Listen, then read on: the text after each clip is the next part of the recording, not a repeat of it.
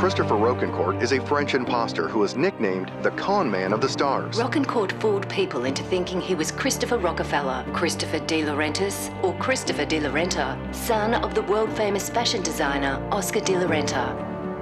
This crazy, elaborate story of this guy from France, Christophe Rocancourt, a man who swindled millions of dollars from well-known people in Hollywood. Yes, my financier. He had a cop on his payroll. He had princesses from Zaire that were smuggling diamonds into the country. He defrauded people of enormous amounts of money. Hundreds of people were scammed by con artist Christopher Rocancourt through fictional deals. He was arrested in 2000 and sentenced to 5 years in federal prison. Released in 2007, he was deported to France and hailed as a folk hero. Christophe Rocancourt.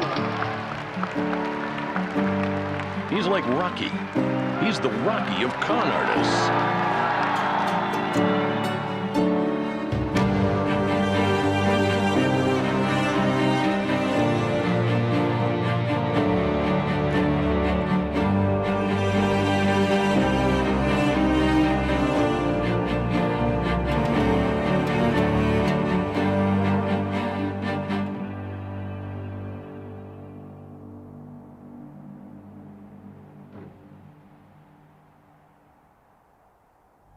We've all been lied to. We've all been offered something that is just too good to be true. And still, we fell for it. Although we love a good con, we hate it when it happens to us. To find out how to resist the manipulation, we invited some of the greatest con artists to our institute. Together with a team of experts, we are going to analyze their stories, pick their brains, and reveal what their body language tells us. Welcome to the Institute. Hello, Mr. Rocancourt. Hi. How are you? Hi. How was your trip? Oh, very good. Yeah? Thank you. Good. Happy to hear. They're waiting? Yeah.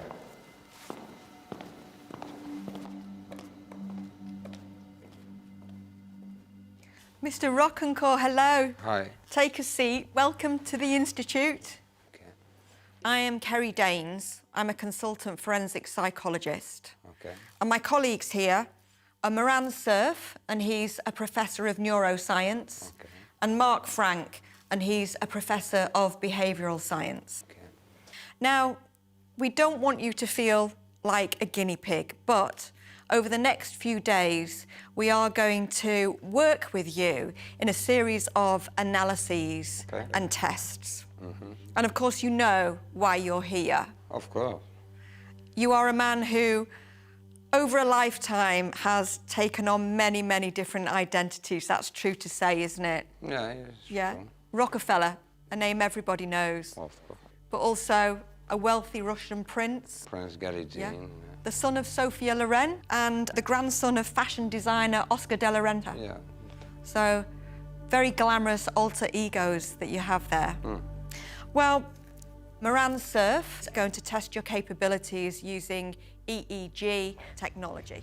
Hi, Christophe. I'm a neuroscientist, as you heard. I also spent many years as a hacker, so I kind of have some experience getting into people's minds and understanding how they think. But I'm really interested in getting into your mind and understanding how you think, because I'm curious specifically in what motivates you and how you operate, and also how we can learn to be cautious when talking to people like you. To be a hiker to tell me you have to be cautious. I have to be cautious of you. Yeah, this is going to be a mutual interaction. Yeah. Mark is going to study you behaviourally. We're interested in what is going on inside the mind and how it manifests on the outside of the body, and what this may tell us about the con, but also what the con may tell us about human behavior in general. And hopefully you want to learn about yourself as well. Learning is always good. Meanwhile, make yourself at home in the Institute, have a look around, and if you brought your swimming costume, make use of the spa facilities.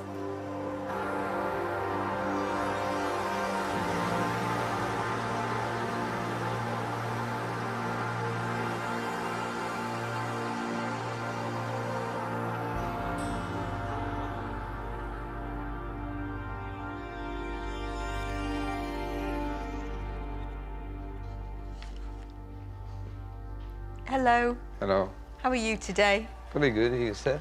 Yeah, not too bad. You ready? Yeah. You ready for this? Yeah. I have to ask about your current legal position, because I understand that it's a little bit complicated. So where are you up to legally at the moment? What do you mean by legally? Well, I was told that you are currently awaiting trial. Yeah, it's a trial 7 years ago, yeah. Right, so that's happening right now. It shows you that your past can come up and it can bite you at any time. So does that mean that there's going to be any issues with how honest you can be? What do you mean about to be honest? I don't have to answer anything I don't want to. So can I ask anything that I want? You can ask, I will answer you if I want to. There are ramifications to things that you might possibly say. No problems. Okay, I appreciate that. You went to Switzerland, didn't you, with the money that you'd conned? Yeah, you're talking about the robbery. It's a big thing there. Yeah, so when you were in Switzerland, Yeah. you were involved in an armed robbery. You say that. Okay. You have to be cautious. Well, am I right if I say that? I never been convicted to armed robbery, no? Okay. Yes or no? No. That's it. You have my answer to that. Yeah, so we can only talk about things that you've been convicted of. No, you can't talk to me. But I have to answer you what is. I know, so we're dancing around it a little bit, aren't we? No, we're because tiptoeing around it. if I will tell you, well, I've been on the armed robbery, that means I will agree I did the armed robbery. So it's a big difference. Well, there is, I don't know that you'd call it aggressive, but there's a sharper edge to Christophe, and it's come out very, very early on. Yeah, he's enjoying this, right? I mean, that's it. He's enjoying it, and I think he's realizing it's affecting you in some way, too. I think we just established our boundaries, we established our personalities there. Oh, yeah, the game is on. So, I'm interested in your journey to becoming a con artist, the development of it. So, where does it all start? Oh, I think the first is a guy I did con from Bel Air, who they have a house. The guy used to work for a prince, and he used to work with Steven Seagal. I get $250,000.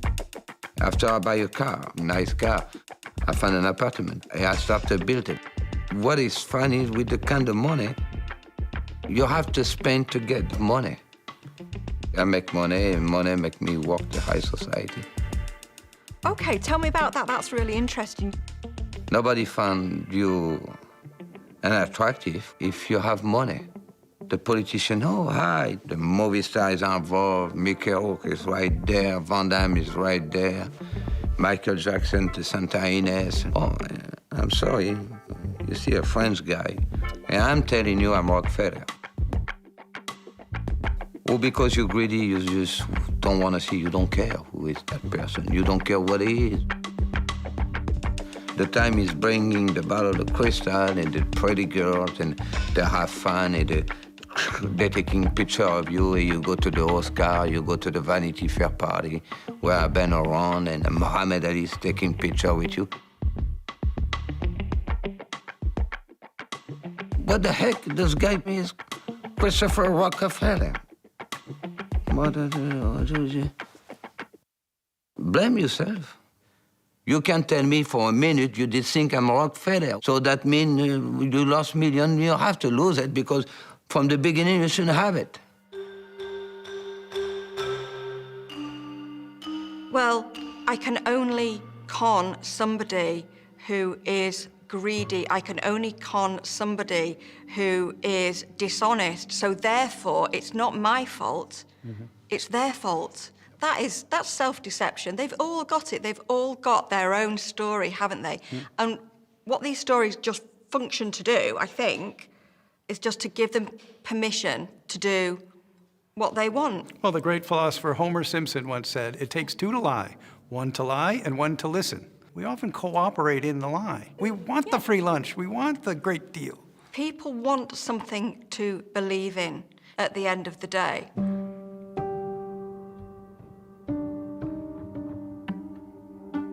Okay, so when was the first time then that you made a significant amount of money? The building. Tell me about it.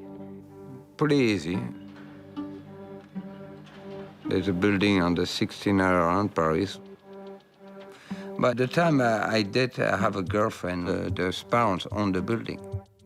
So that's how you got access to the documents? Yeah, exactly. I get the notary paper. I didn't sell the building, fully priced building. I sell the down payment. So they check the paper and get the money. You make it sound so easy. It's been easy. Right, and did at any point you think, wow, this is a lot of money. This is going to impact that person. It's going to hurt that person. No. This is going to impact that person. It's going to hurt that person. No. Okay, so let's go back frame by frame. Now, he's shaking his head no. Watch what you see in the beginning of this. Okay? So what was that movement right there? It looks like a nod. It was a nod. It was sort of conflicted, and then it went to a yes. So when he's asked about whether he hurt somebody, whatever, his head starts to tell you a different story than his words. But he kind of catches himself and then clarifies it. But that suggests to us there's a conflict. Yeah. So as the word yes, whatever comes in, you're more likely to leak that. That's where these micro-expressions pop out. And so you realize it's revealing more information about people's inner states than you might get in just simply a face-to-face interview. And so therefore, this suggests the merits of this approach in terms of trying to understand human beings of whatever form that they come in. So.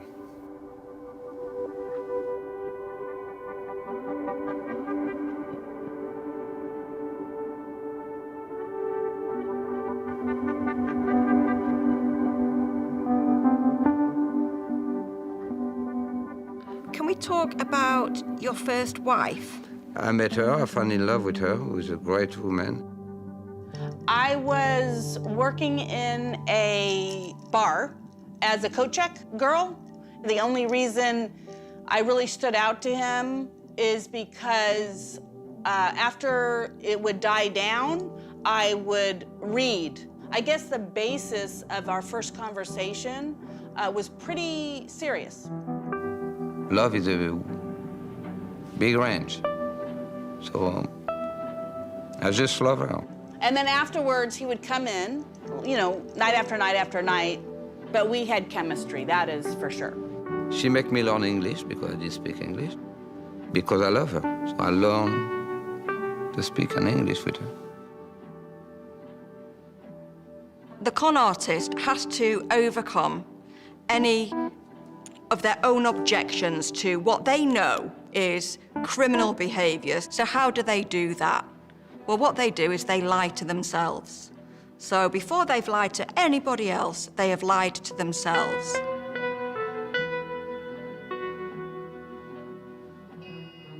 He made up so many stories. They were fabulous. I mean, fabulous stories. Like, one of them was his dad was a multi-millionaire. He was very grandiose about how serious his parents were, and they were all about education. How sad is that, right? That's almost the exact opposite of what he had.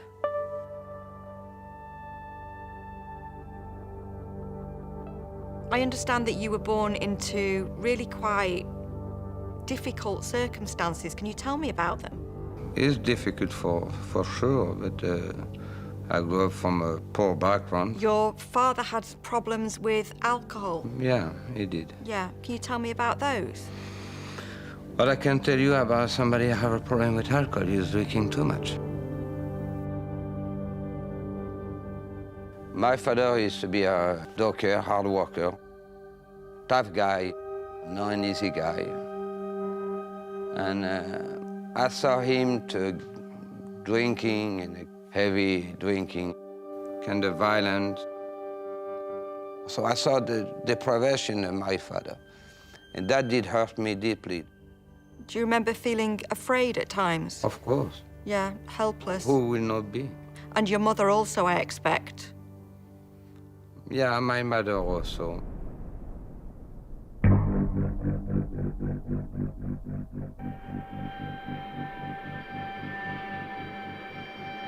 Your mother, did she end up forced into prostitution? She's not bent to force. She did on his own. I think maybe she need because it's a survival way.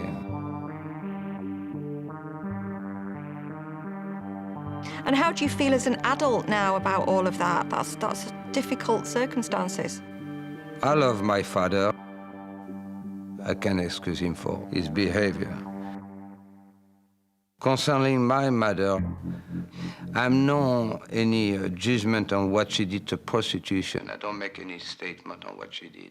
No. But I have hard time to understanding how a mother who's calling him a mother will not try to get emotion, try to get affection.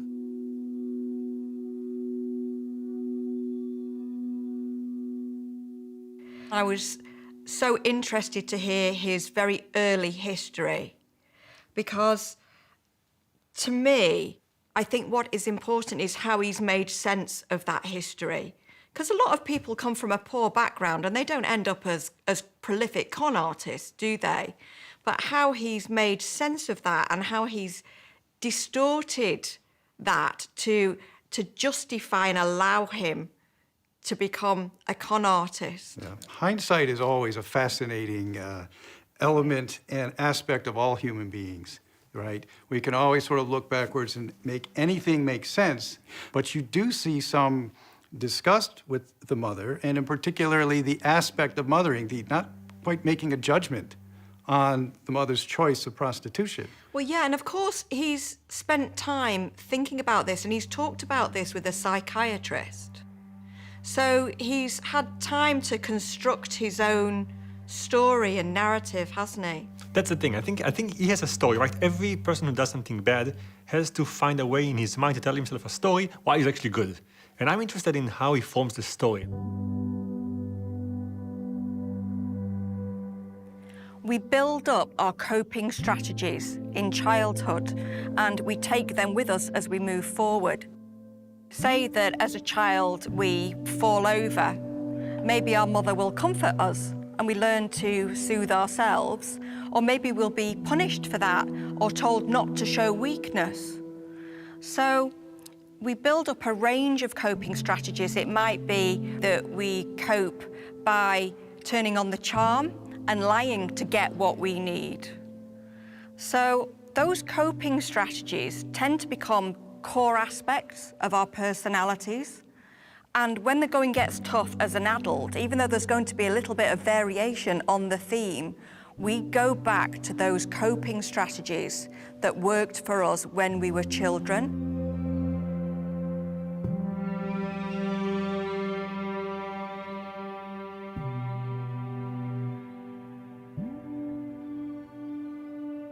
The emotional angle on this is really fascinating, not only in terms of the ability to detect and read, because you would have to be.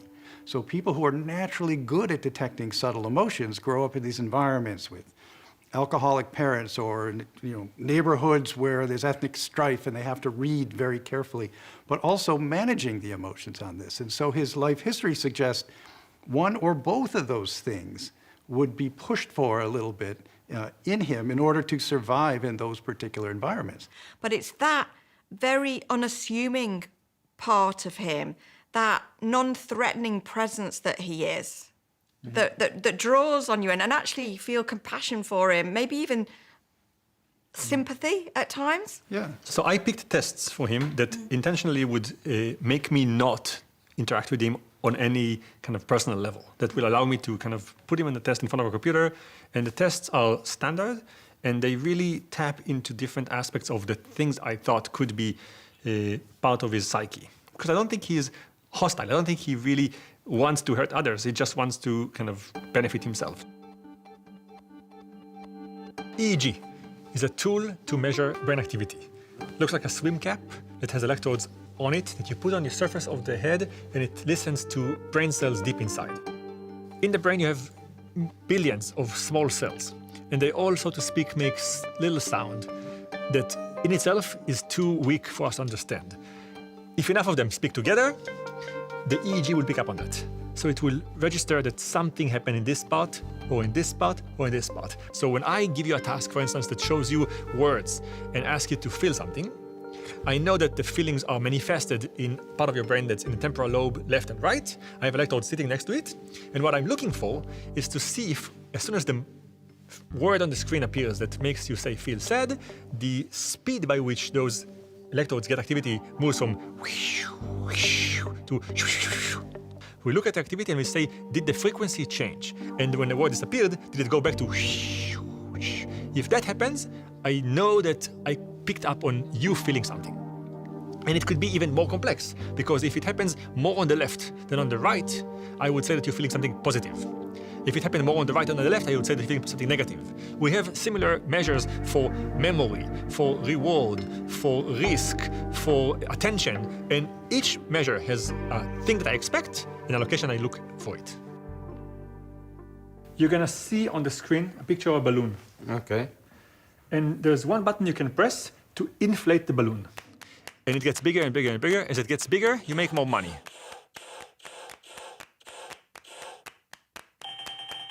The thing is, you don't know, but at some point, it's gonna explode.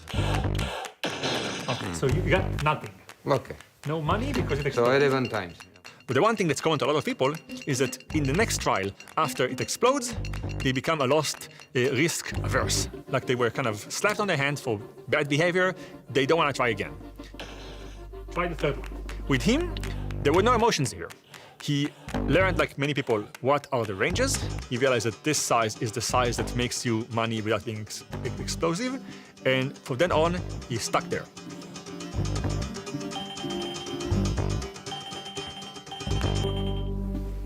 Okay, $13.90 is how much you made. I think the most you tried was 30 exactly. 30. Why did you stop there?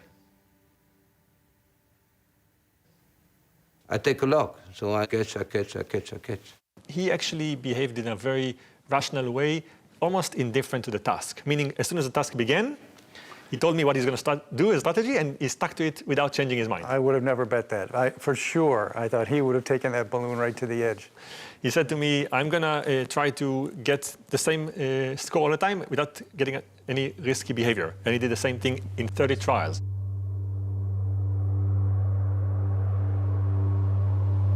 So how did you end up in the orphanage then? How did that come about? I think I've been at the time 7 to 8 years. The social system and friends, the time they see that something is not working, so I get to the orphanage. You lost your freedom with no rules and no barrier. That's it, right there. Yeah, so what are your memories of the orphanage?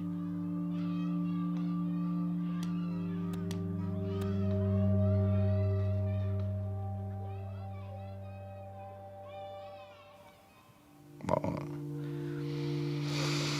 it's a hard feeling. It's hurting feeling. It's nothing enjoyable. What do you make of that? Because it's always difficult when you are interviewing somebody who you know is a professional liar. I see genuine emotion there. Do you agree? Yes, it is affecting him. And, you know, he will, at some point, you know, you would expect to see even more emotion come out as the topic is pursued further. I didn't like it because I know that will make the difference with all the children. What, you felt that you would be judged as a result of being in the orphanage? I think it has been judged from the beginning because what has come from. Yeah. So I know that will be another step on that. Okay. So it felt like a stigma? No. I have no problem to tell you where I come from and what I did and what I am. No? Well, why should you? I'm fine with that. So, and his willingness to push back makes you think, you know, he's done this before. There's some experience level here in doing this, but he's watching you in terms of how you react to that. That would force other people maybe back a little. To me, Christophe is somebody who felt that he was an underdog, felt that he didn't have any status, he didn't have any power. And his con artistry, I think, is about trying to redress that balance, isn't it? So I have succeeded despite the odds. Should we take a look at more? There's nothing to describe more to that or to say more to that. I think the whole sentence about it is just hard. When he talked about that, his chin pushed up, his lip corners came down right before this particular segment. And that's sadness. It's about himself, it's not about others. So that's another key distinction that you get here, right? Talking about his victims didn't really show much. In fact, it's their fault. They were greedy. I think that people believe that you are either a psychopath or you're not, and actually it's a continuum. And look, Christophe is definitely on that continuum. You can't deny that when you look at his history. And to see that that early damage is still with him. I mean, it's still in him. When you bring him back to this, so that sort of surprised me a little bit. So you ran from the orphanage? Yeah, I always ran. Yeah. And where did you run to? I ran to Paris. Is it the case that you were homeless at that point? Yeah, that's correct. And it's then, isn't it, that you create your first fake identity? Yeah. And this identity was a prince, am I Yeah, right? Prince Galizin, yeah. Okay, and a Russian prince. Mm-hmm. Do you speak Russian? Absolutely not. No? How's your Russian accent? I never did make any Russian accent. I've just been a prince. So what I can't quite understand is, how did you manage to convince other people that you were a Russian prince? Oh, I didn't think I'd been successful on that one, no. So, I why guess, continue? I have to keep doing it to try to survive, so I keep going it. Christopher Rockefeller came to my house in Southampton, and he came with his secretary. He wants to see my artwork. He said, this painting could go well next to my Pissarro, this one next to my Chagall or Picasso. Suddenly, he got a phone call. Oh, President Clinton. Hi, Bill, how are you? I went to the kitchen to prepare a glass of wine, and we don't have a good wine. We have a carafe of Gallo, which is a very cheap wine. Christopher said, c'est bon, hein? C'est à Bordeaux. C'est très bon. De Chagall, de Pissarro, de Picasso. The call from Mr. Bill Clinton, de Bordeaux. I start getting suspicious. Yeah, if you're lying, overtly perfect lie, then you have only one story. You don't know how the room really looks. You only know the one that you created, so you can tell the same story again and again and again, the same order, the same sequence, the same colors, the same visuals, because that's the only one you know. If someone asks you, hey, tell me the same story backwards, you have no idea. He comes in on the jet. He's got the fancy clothes, the expensive jewelry. He drops $10,000 in a bar. And that's not really him. So he's lying without saying a word. Someone comes up and says, I'm a rich person. Do we believe him, yes or no? Well, you feel you have the right now to be skeptical because they've made that claim. But when they've just simply got the background, it's a very clever sort of a way to allow you to mislead yourself. So Rocancourt has had quite a while in prison, and he took the time to reflect on his own story. So what we're seeing are the parts of the story that are more presentable. Polished. More presentable. Palatable. So tell me about this shooting that took place in LA. I'm with Mickey Rourke at the Garden Eden, a nightclub. And this guy coming to the table, and the guys get a little bit verbally violent. Was he alone? They come with 2, 3 guys behind it. So your life was in danger? The next day, I grab a piece, a 9mm. I'm driving, I'm very wheelchair. There's a car coming behind me. So I see the guys, I grab the piece, I shot him. Okay, so you shot a man. Have you got any thoughts or feelings about that? Let me ask you what feeling I would have if he shot me. So it was survival again for you? I'm glad I shot him.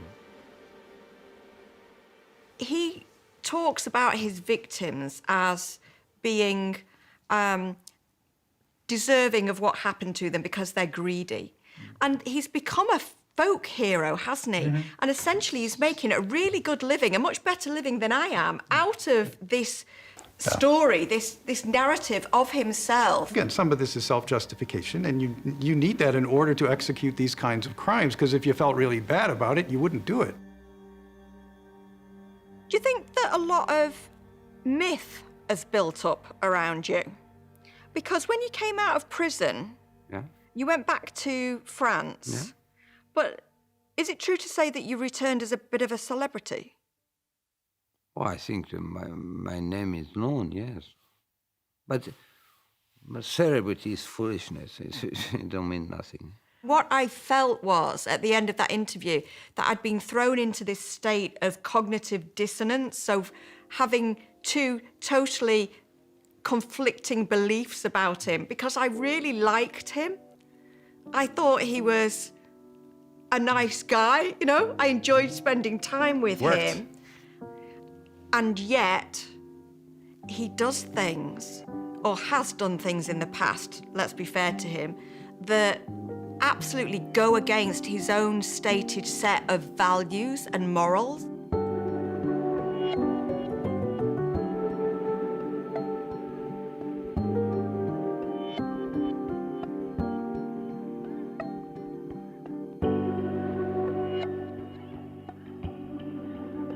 This test you actually do against someone else. So it's a competition on money. You can press the letter A many, many times as fast as you can. When it gets to 100, you get 1 point. Every now and then, they can steal points from you, okay? How you stop that? Okay, if you press the letter C, you get a shield for a few seconds. But how you know they steal it? So you will know that they steal it because you will see that the number that you have is going to blank in red, and it's going to go down. So I can put C. So I can't not steal from him? Okay. If you press B 10 times, I steal from him. He goes down 1 point. You don't get it, you just punish him. See, I care. We'll see. If I don't care, what does it make difference? You will tell me. Some people do. You will see. You're supposed to either try to make more profit yourself, or try to punish the other person if they steal your profits. And there are essentially 3 situations. You can try to make more money, try to hurt the other person who steals your money, or try to protect yourself from the other person stealing your money. Those are the 3 options, and you have to choose which ones to take, and he entirely ignored the other person.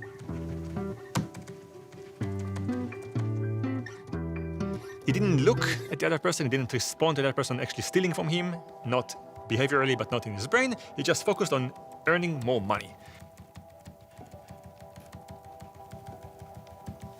That's it. You did it. Good job. We finished. He went? You got a 10? I'll check what he did. Let me get this off of you. Okay. You can take it off. Well, I didn't punish nobody. You didn't punish anyone, yeah. That's not interesting to punish. There's no part of him that was upset that something or someone else is actually affecting his performance that would make him respond, which is unusual. Many people, whether they want it or not, they respond negatively to someone stealing their money, and they want to either retribution or somehow revenge or something that will recognize that they were hurt.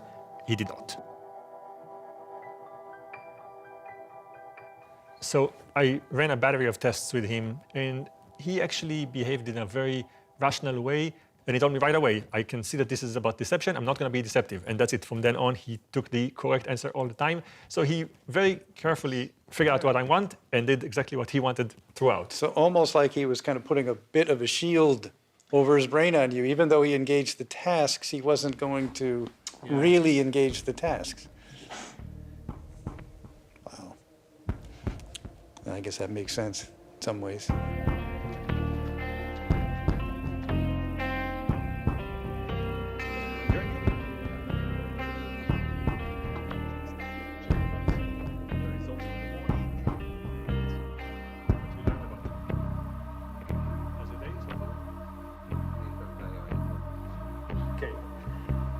So you didn't choose ever to punish them. So they stole money from you. You had no response there, meaning I saw no difference. So it's as if you didn't care at all that someone steals from you. You're right. You think you're an emotional person?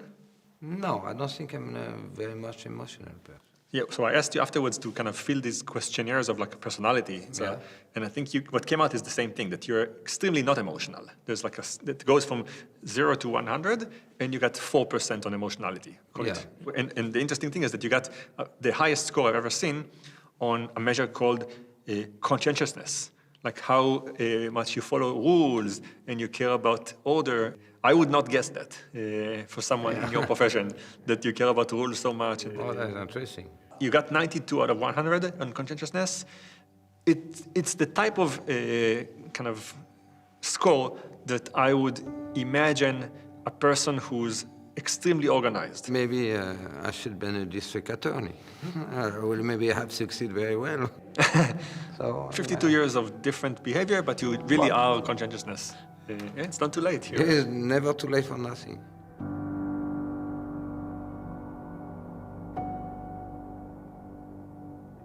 Christophe seems to have really contradictory, ambivalent thoughts, attitudes, and beliefs. So he exists in this state of what we would call cognitive dissonance. So he claims to feel contempt for the people that he has conned. And yet he wanted to move into that social circle, didn't he? He wanted to be part of them. But dissonance deals with an element of you've done something often, right? Now you've got to justify it. And you can't change what you did, so you need to rewrite it in your head so it becomes consonant rather than dissonant. And he has an ability to do it. But the thing I wonder about is, does he really then believe that? Why is he here if is it just to play the game to see if he can fool us? Is it, do you think, that he wants to see if he can beat us at our own game, just as he wants to beat the Hollywood elite and the rich and powerful at their own game?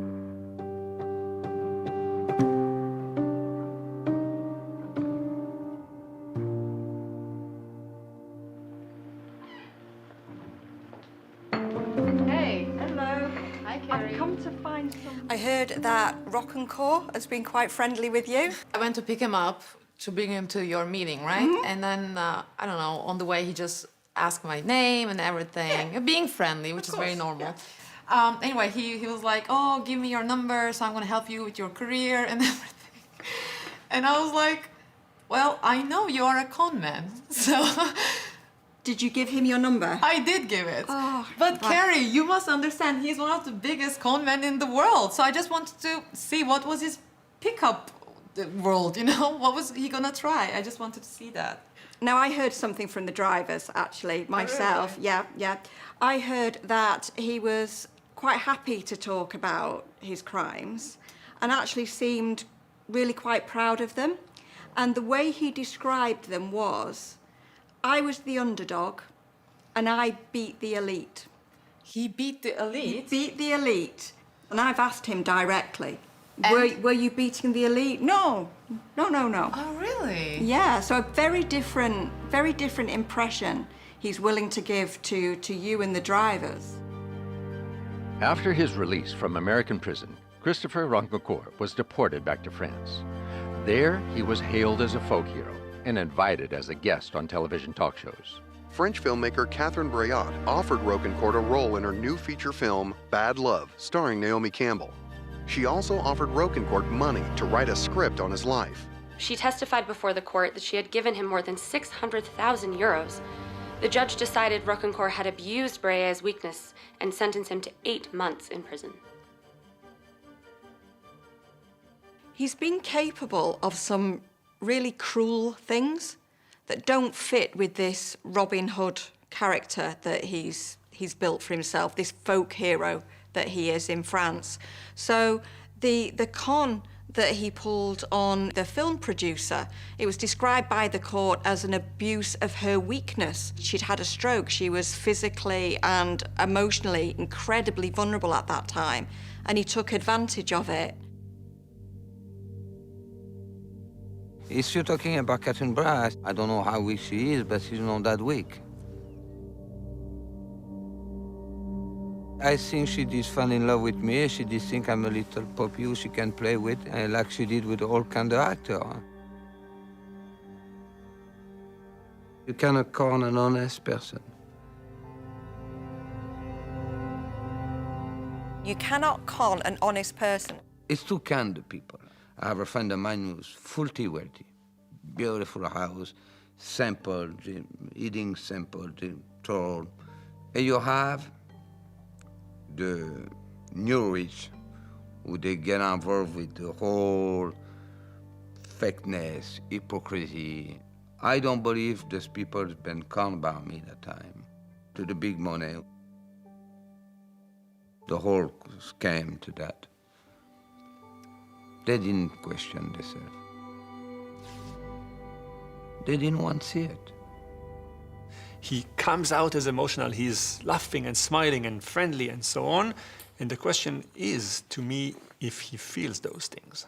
I did see early in the interview that he did show some emotion, right? Talking about the orphanage days, and some emotion talking about his mother. So some of the family history stuff, the very early stuff that was there, but there wasn't, for the victims, anything else. It was just flat. I think that he was really damaged as a young kid and really hurt. And I think that's where he was emotionally cut off, and he never went past that, and he still hasn't. He never asked me for money. He never said, "Can you do something for me?" That wasn't part of my relationship. What I know and what I've seen, I've never seen him drink and I've never seen him do drugs. So it wasn't a drinking or a drug thing at all for him. So I think it was the high of the con, or, I mean. When you met your wife, who did you tell her that you were? Very honest woman. Because I love her and I didn't want to lie to her. So I tell her.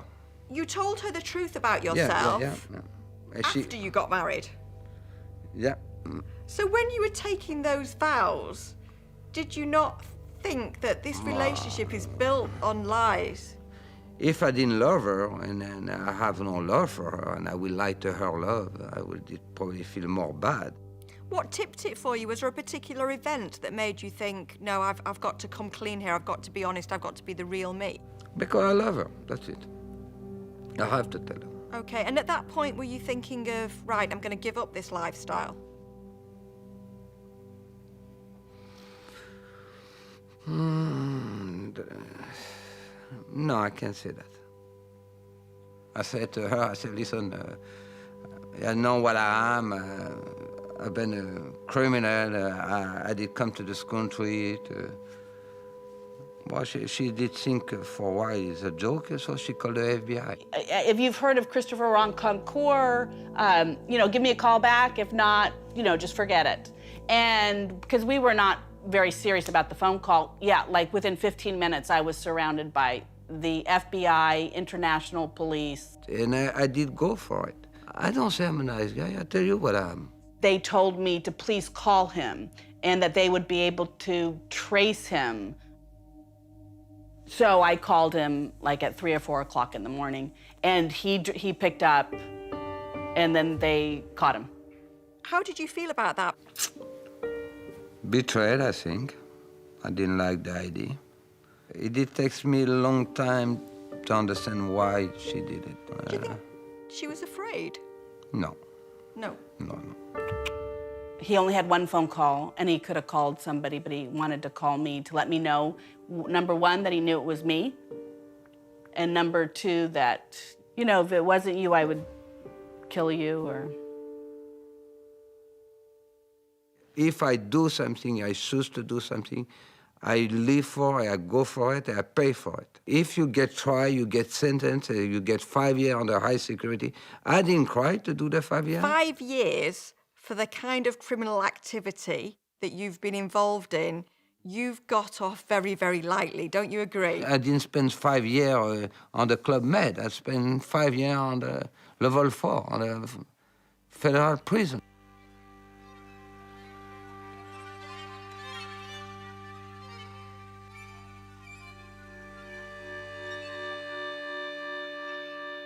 Believe me, 5 years in federal prison is nothing great. I don't know what you can give more to society, or you can give more reparation. And so I found that unfair to keep always to say, oh, you don't feel sorry for the victim? Do you do? No. So karma works out. You have to let go by.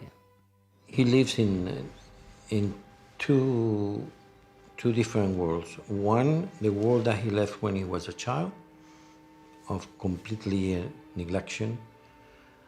And then the other world that he want to live, between an orphanage and a castle or a best hotel in Hollywood. He lived these two worlds from one place to the other. So he jumped from one place to the other. I think what lies at the heart of Rocancourt is a wish to never be that powerless child again. And I think that he wanted to raise himself up, and he found a way to do that in con artistry. It's too easy to say, oh, look, that guy, he take me to millions. Well, first of all, why you give me millions? Because you're greedy, because you want to believe it. Sod you, look what I've been able to achieve. You underestimated me. But actually, all you rich and powerful people, now I'm one of you. Now I'm one of you. In fact, more than that, I've beaten you at your own game. Do I did have enough money to stop it? Yes. After so many millions, I can stop it. Why I didn't stop it? Because of greed.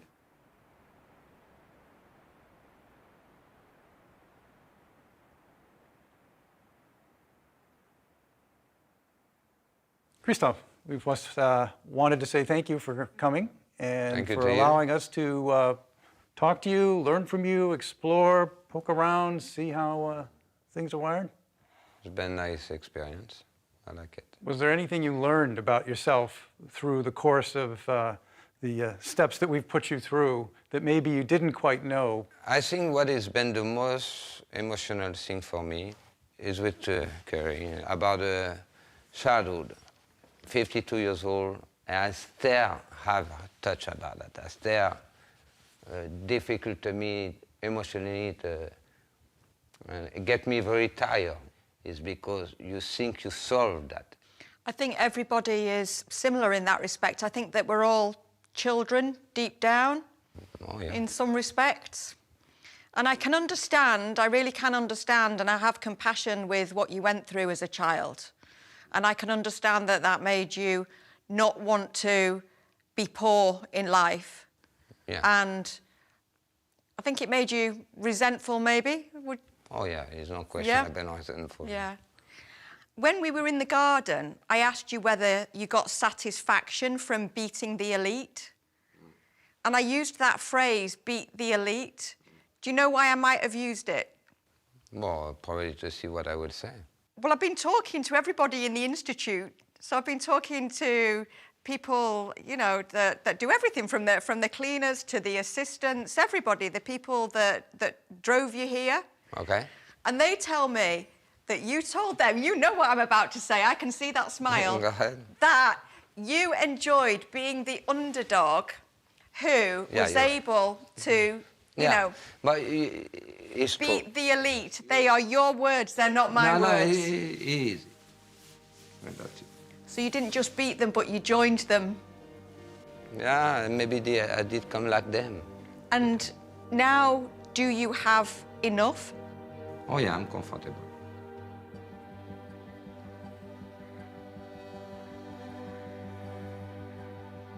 If you could go back to your life and change one thing. Parents. What would you change? To have him normal. That's it. But it's an emotional gap you cannot feel for some reason. Doesn't matter how good you are. So that bothers me.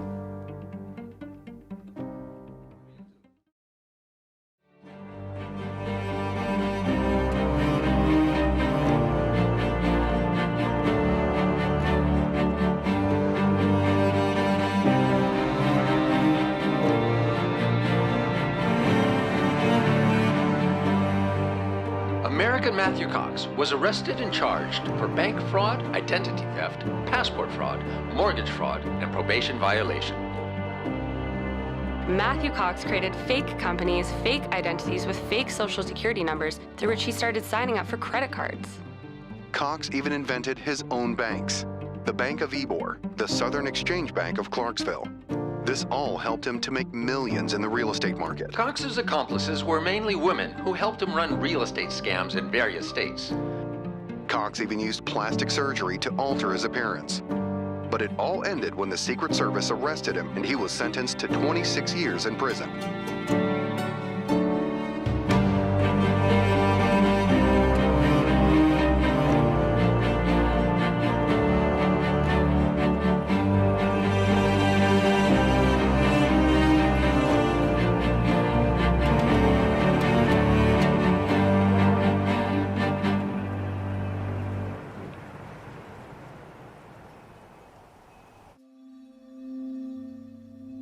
We've all been lied to. We've all been offered something that is just too good to be true, and still, we fell for it. Although we love a good con, we hate it when it happens to us.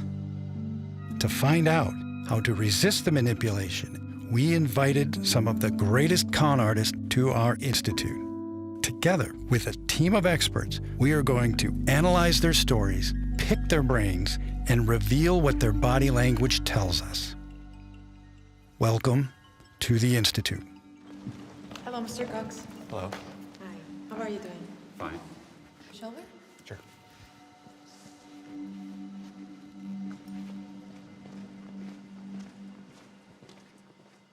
Hello, Matthew.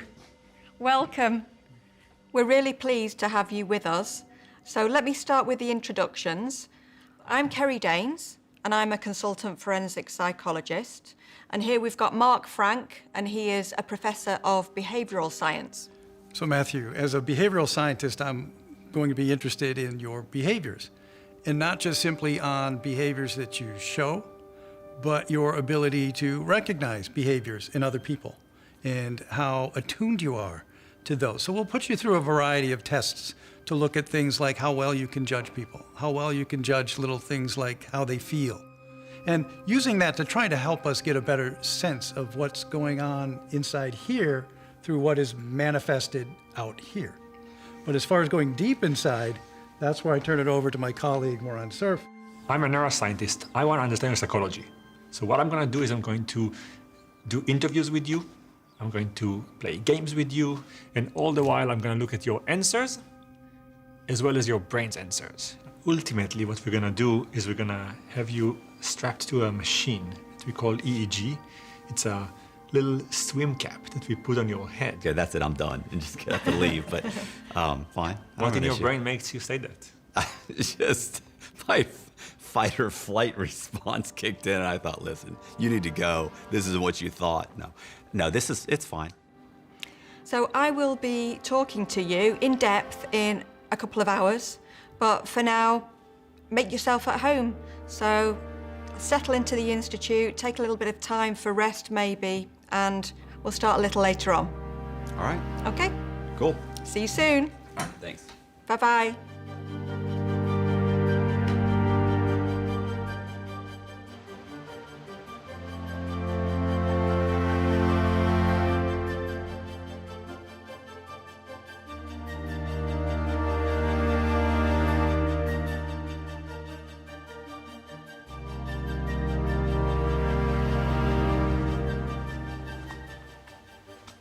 Hey, how are you? Great. You ready for this? Absolutely. Good, good. I'm interested in your journey to becoming a con artist, the development of it. So you started to create fake identities from forging documents to actually face-to-face deception. You would walk into a bank or you would walk into a social security office. Tell me about that. Tell me about the face-to-face deceptions. Look, what I did initially was called Social Security. I told them I never had one issued. They said, if you've had a bank account or a driver's license, you have a Social Security card. So I hung up. I called back. I said, 33 years old, never had one. She was like, that's just not possible. Like, they're like, you need to come down here and talk to somebody. Bring your birth certificate. Hang up the phone. And they kept saying, if you were born in a hospital, it was issued. So then I was like, okay, I started thinking about that. So then I called back and I said, look, I have a son. He's 3 years old and doesn't have a Social Security card. I need one issued to him. They said, was he born in a hospital? No, he wasn't. He was born with a midwife. Oh, okay. Bring him down here. Oh. I called back. And then I say my wife left with my son. He's in Brazil right now with her. This time the person said, oh, that's too bad. Any children over the age of 12 months old have to show up. So I called back and I said, he's 10 months old, was born with a midwife. He's not in the country. What do I need to get him a Social Security number issued? And she said, I need his birth certificate and a shop record with his name and date of birth on it. No problem. I made it for a girl. I'd surveyed a woman who was homeless, and her name was Rebecca Hickey. And I made a birth certificate for a child that was 10 months old. Put it together, walked in, it was perfect. Social Security gave it to her, she looked it over. But as she was talking, I remember thinking, Rebecca doesn't sound like a baby. Like the name Rebecca doesn't sound like a baby. And I thought, what's a baby name for Rebecca? She said, where's the mother? I'd like to think that she's in a drug rehab somewhere, but she may be in jail. All I know is that baby Becca and I haven't seen her in 6 months. And as soon as I said baby Becca, I remember thinking, where'd you come up with baby Becca? And I started to laugh. And I went, I remember sitting there going, and she thought I was crying. And I remember telling myself, pull yourself together, bro. What are you doing? There's like a sheriff in the back. It's Social Security, what are you doing? And so I remember going, I'm sorry. And she goes, no, it's okay, I have to ask. And I said, okay, I'm sorry. And she goes, it's fine, hold on. She went on the computer, she looked, you're right. She's never had a Social Security number issue, hold on. Oh, okay, done. You'll have it in 10 days. She gave me my documents, I left. 10 days later, I got a Social Security number for Rebecca Hickey. I had the real Rebecca Hickey's birth certificate. So I combine those two together. I order her certified copy of her high school transcripts, plus register to vote in her name. I get a voter's registration card, and I send my girlfriend into the DMV driver's license. How did you feel as you walked out of the Social Security office? Felt great. Listen, it's like there's no better feeling in the world than walking into like Bank of America, handing them a fake W-2, fake canceled checks, fake driver's license, have them pull your credit on some guy that is a complete synthetic identity, and then sign the papers for a loan, have them hand you a check for $250,000 and thank you for ripping them off. You've been one of the best customers I've ever worked with. Thank you very much. And walk straight out of the bank. I mean, you feel like 007. You feel like James Bond. So you were able, because you were being so successful in this industry with all of your fraudulent, right. applications, to have your own company? Yeah, employed about 12 guys. Did your employees know that they were fraudulent? Absolutely. Why were they prepared to get involved with something like this? Because I was driving an Audi and they were driving, 10-year-old Fords. Did some people say, well, actually, I'm out? I actually did have brokers do that. So they selected themselves in a way. The honest people went through the door, the dishonest people stayed with you. Yes. But it did collapse eventually, didn't it? I was living with a girl at the time. Her name was Amanda, and Amanda had gone onto my computer one day to pull something up for me, and she saw a letter that I'd written to my parents. She thought my name was Joseph Carter. I was Joseph Marion Carter Jr. Yeah, Joseph Carter. Right. So I was going by Carter. She clicked on that, she looked at it, she read it, and it was a Georgia Margaret Cox, and it was signed Matthew. So she put in Matthew Cox, and my Secret Service's most wanted poster showed up. She contacted the Secret Service. I get out of my vehicle, cars pull up, locking up their brakes. They jump out with guns, so I immediately thought, I'm getting robbed. But then when I saw Secret Service, I realized it. They told me to get on the ground. They handcuffed me. And did you realize at that point that this was it, the game was up? I did. My Secret Service's most wanted poster showed up. She contacted the Secret Service. Once you slow it down and freeze it, all right, somebody's making this face at you, right, particularly now looking at you like this, that enhances the anger face. The brows are down, they're a little tense, the upper eyelid is up a little bit, he's glaring at you, and the lips are narrowed. Darwin said that, the lips curl in as part of an anger face because it's sort of some primitive biting reflex, like your dog will growl and get the lips out of the way to facilitate a bite. If this expression were any longer, you would back away, wouldn't you? Because it's pretty aggressive. Right. But the thing that's also interesting is just how quick it was. And you go on in less than about half a second. This whole thing is on, and then he gets back control. It's caused by the fact that as he's thinking about it, an emotion is generated. Emotions are involuntary, they happen, and this pulse of anger shoots through his body.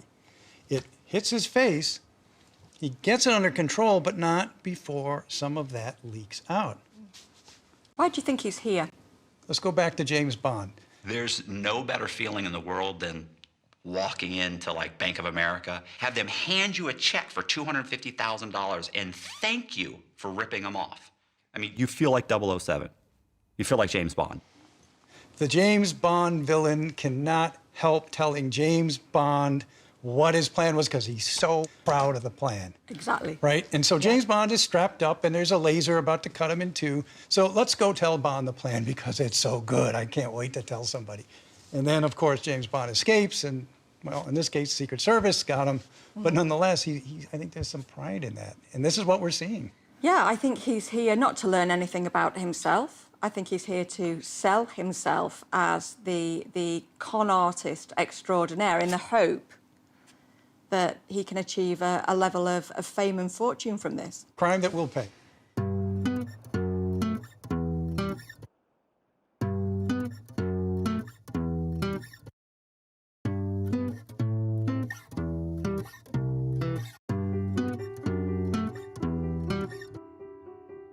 EEG is a tool to measure brain activity. Looks like a swim cap. It has electrodes on it that you put on the surface of the head, and it listens to brain cells deep inside. Does it feel comfortable, first of all, to you? No! I know why it's not comfortable. You put it reversed. What? That's the back. In the brain, you have billions of small cells, and they all, so to speak, make little sound that in itself is too weak for us to understand. If enough of them speak together, the EEG will pick up on that. So it will register that something happened in this part, or in this part, or in this part. And now we're gonna start getting your brain data.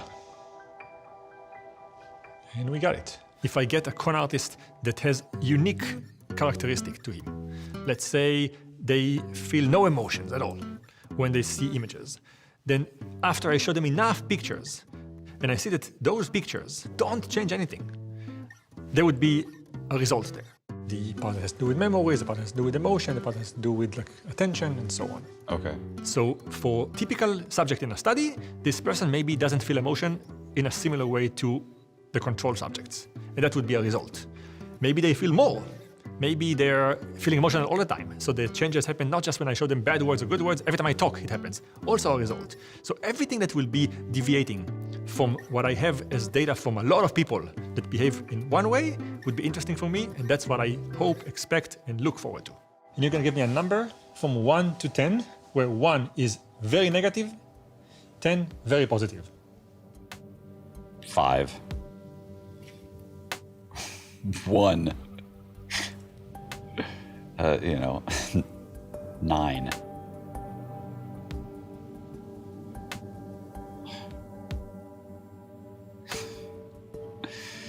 5. Oh. 2. 5.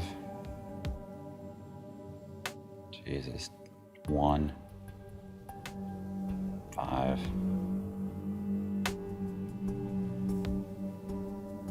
9. 3. Done. Excellent. How do you think you did? Was it hard for you or easy? Did you think you did a good job, or? I would say better than average. Any picture stood out to you, say, oh my God. Well, I mean, I didn't expect to see my family's pictures, but it didn't strike me one way or the other. I kind of have a neutral feeling about that. And you gave them a 5 every time, so yeah. It was neutral. Yeah, there was nothing that, it didn't shake me or anything.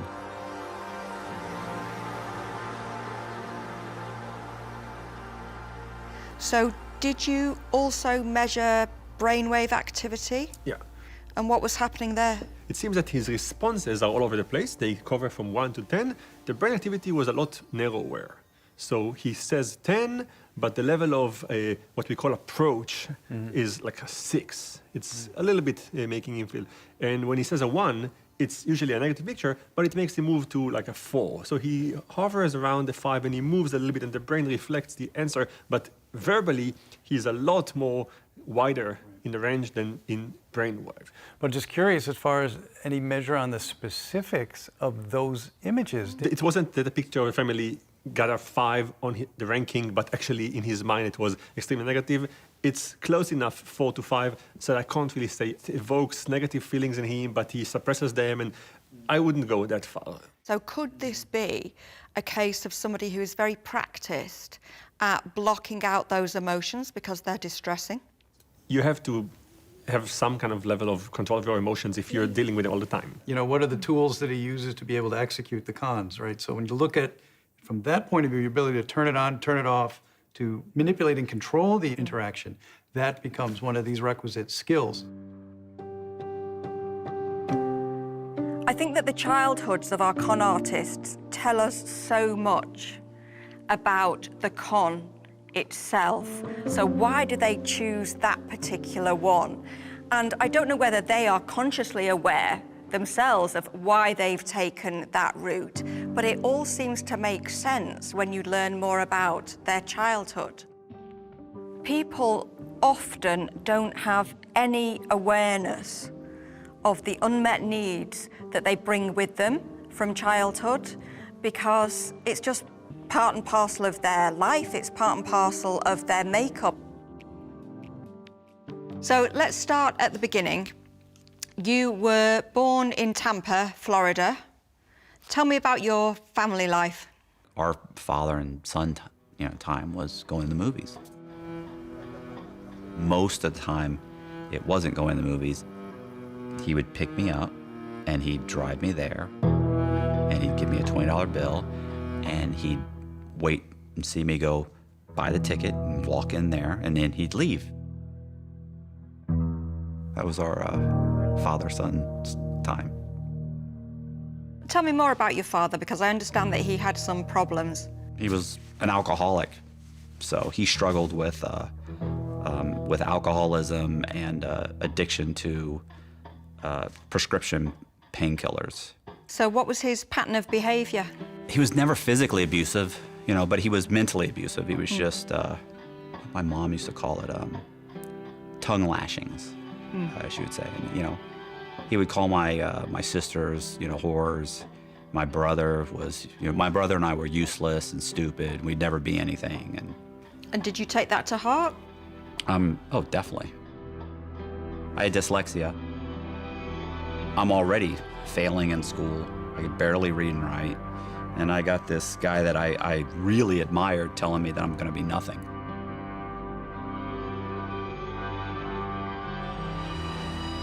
He was a functioning alcoholic, binge drinker. So he might go a month or two without drinking. He'd go on a binge for a week. He'd sober up for sometimes a year, and then he'd go on a binge for a week or two. So they put him in a rehab. He'd be okay for a year or two, and you know, maybe he'd get drunk or 3 or 4 times in a year. You know, look, he was an asshole. The bottom line is he was just an asshole. I never felt safe. And how did you survive those as a child? I just became extremely quick-witted, was able to talk my way out. You become funny. You focus on getting people to like you.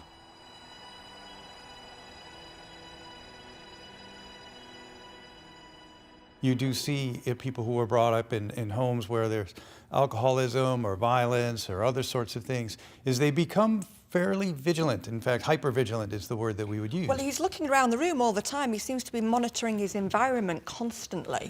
Right, and when you see under threat, right, so it sort of initiates the emotion of fear.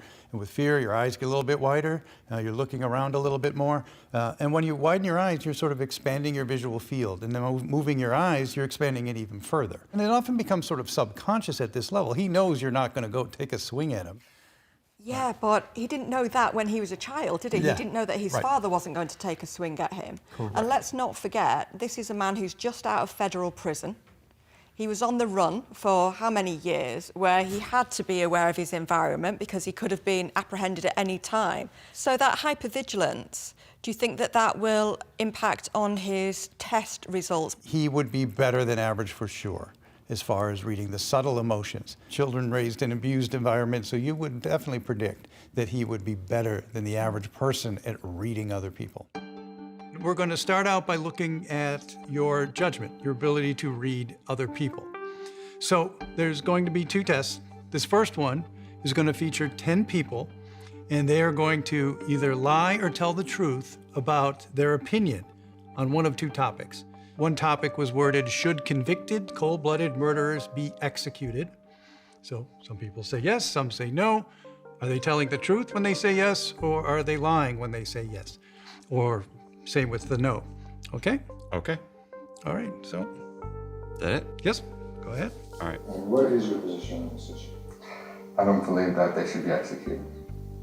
Why do you believe that? And I don't see how the state can justify itself and actually killing another person to justify what the other person has done, you know. Smoking and non-smoking sections. I mean, that seems fair enough to me. How long have you had this? Ever since they brought it up, ever since it was in the news and stuff like that. Is it your true opinion? Yeah. You didn't just make this up a few years ago. No. Are you lying to me? No. Liar, right? Because he looked completely uncomfortable. Eye for eye, tooth for tooth. And I feel that it's justice. I mean, you know, there's always a chance that it could be the wrong person or something like that. Boy, he believed them till the end. There were a couple of times where you said, you know, I've heard enough. Time to move on. Why was that? One of the guys was, he had no reason for why he felt the way he felt. I think that the majority of people I basically trust, if you have a motivation to lie or you're trying to convince me of something, then I automatically don't trust you. You need something from me, you want something from me, so I immediately just distrust you. But if I just bump into some guy and he says, you know, hey, what's up, I like your shirt, or whatever, I believe him. There's no reason for you to lie about that. There's no benefit. There's a benefit for you. Then I question everything you say. I mean, big believer in Ronald Reagan, trust but verify.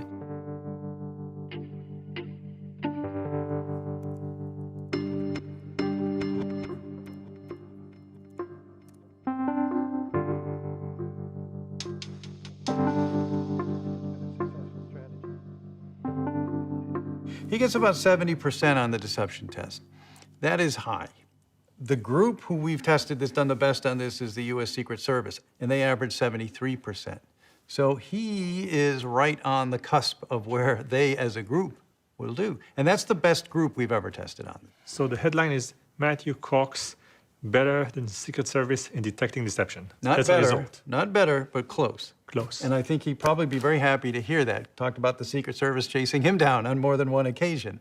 And so it suggests, though, that he's very good at reading people and, judging and assessing them. And it makes sense because he's spending a lot of time reading people, right? Like he kind of constantly, you talk to him and he's busy playing a chess game with the entire room. Right. And he has this ability to learn from it because, in everything he does, it's almost this sort of blunt force learning. The positive version of ADHD. You're constantly running around doing other things, but it's all in the service of understanding the room.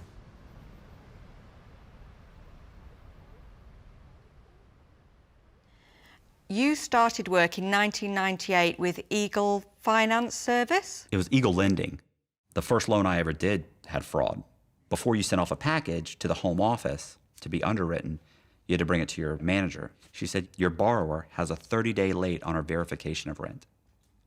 And I went, that was it. Your deal's done, it's over.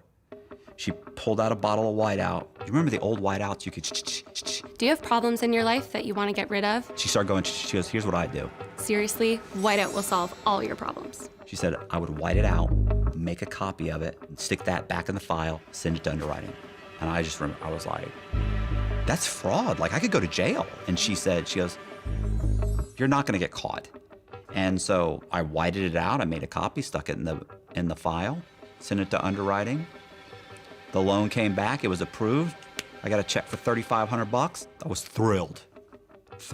Next guy that came in, 3 days later, I got a loan to close. Next guy, same thing. Next guy. Listen, after a couple months, you walked into my office with a pulse, you were getting a loan. Matt has the ability to kind of turn off any feelings that he might have about who else might get hurt in the process. It didn't bother him to charge somebody a lot of money, more than what was fair. I still feel a little uncomfortable, not disclosing all that to those people.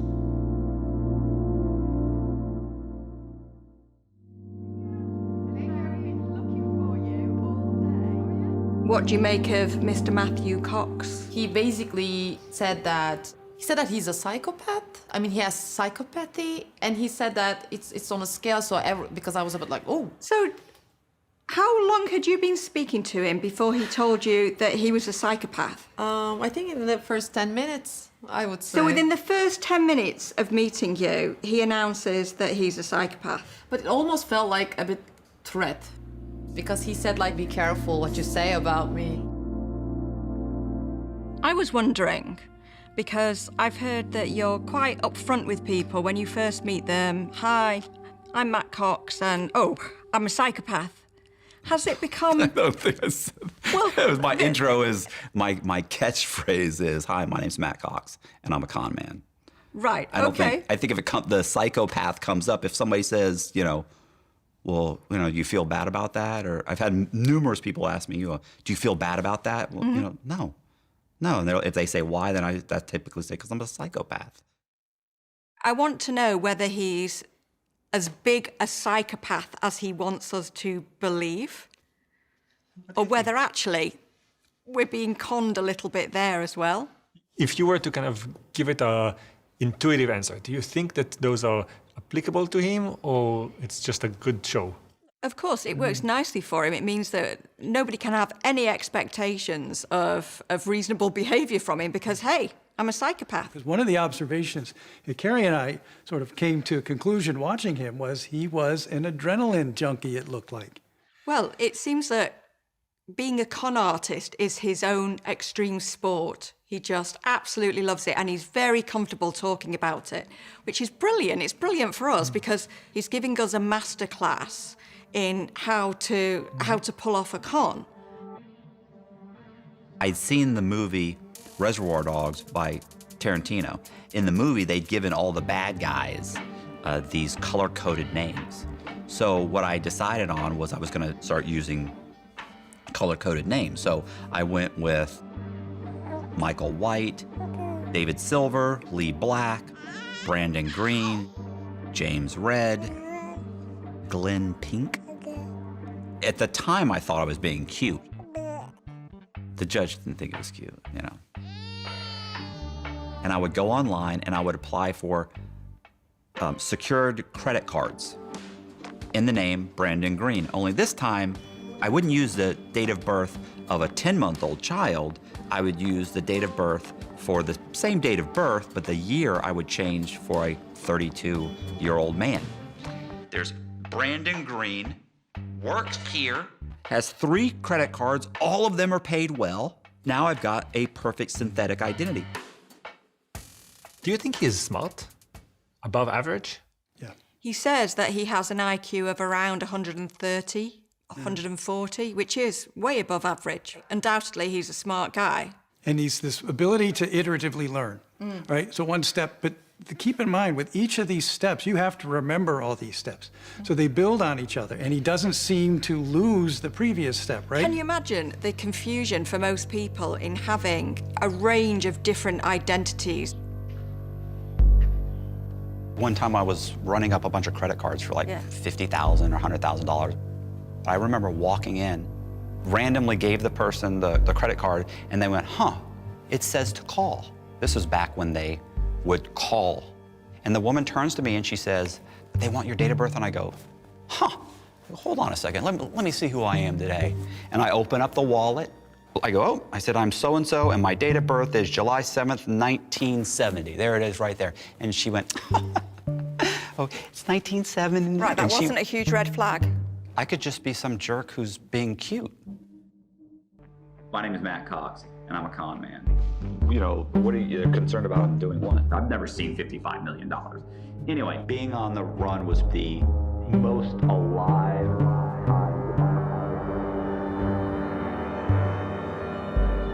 Was it a stressful way to live?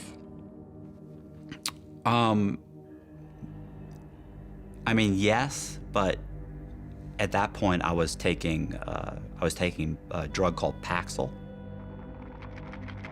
Everything's perfectly okay and everything went fine and everything's great and you're walking through the supermarket and suddenly I would get this overwhelming sensation that God was about to just kill me. I was about to die.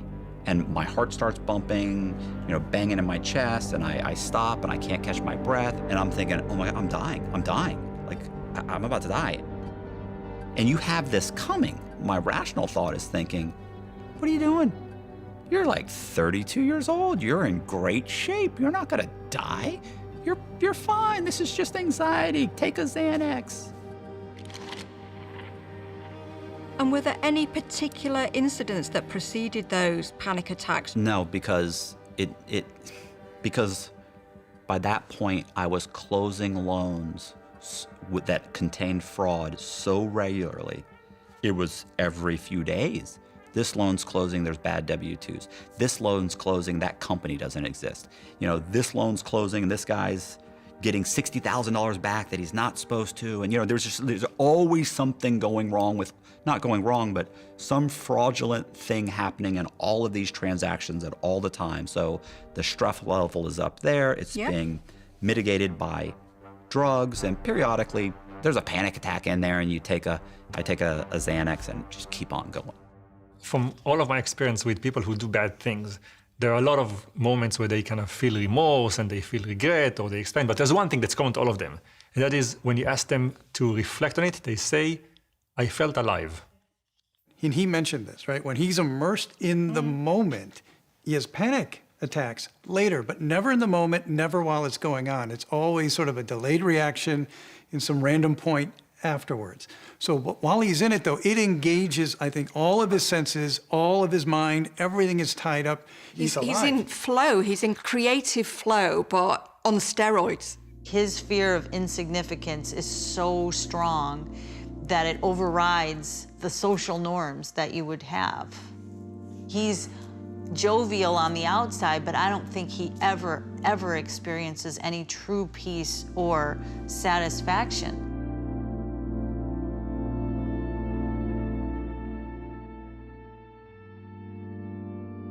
What you're going to see is like a neutral face will pop up.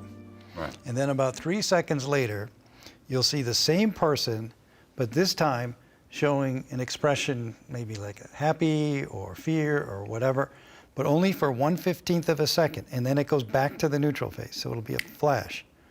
So once that image appears, don't blink. Then make your judgment, circle what emotion you thought you saw, okay? It is a very quick flash. Use your best judgment.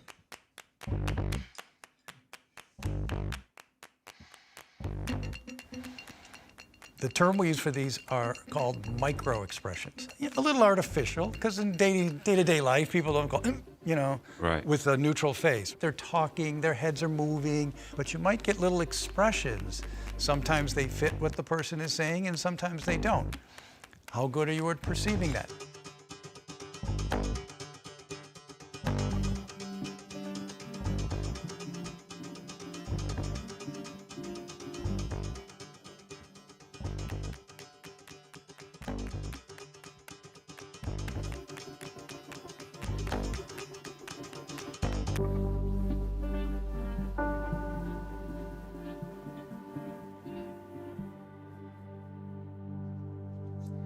Is that the last one? That's it. Okay.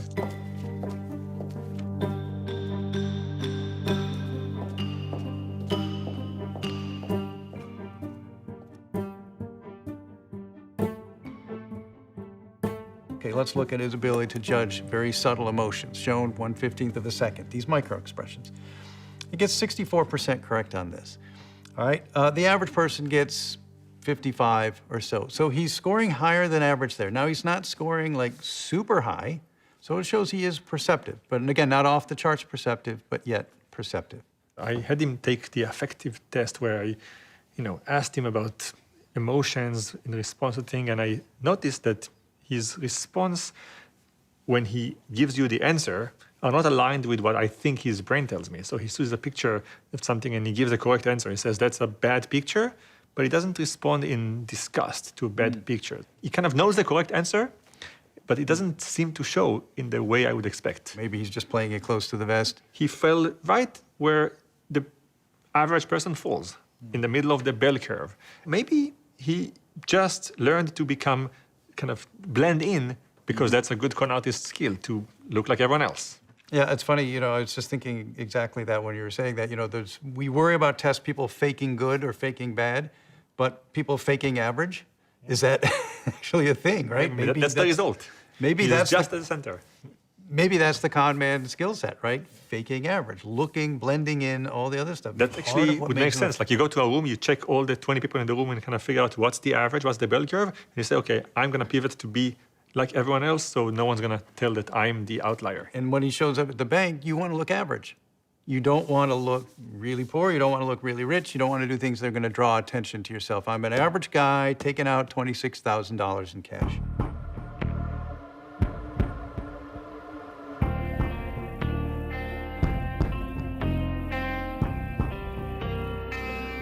I noticed when we were chatting in the kitchen, you mirror body language. Do you do that deliberately, or is that just something that you do naturally? So when I changed position, did you not notice that? No. So when I was like this in the kitchen. I wasn't feeling defensive. Yeah. So that was Maybe just I was. So that was, I don't know, but you Little bit. You were. Told my girlfriend, I said, I don't think this chick likes me. She's a little bit hard on me.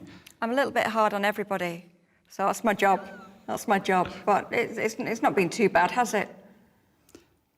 it hasn't been super comfortable. He's a marvelous liar.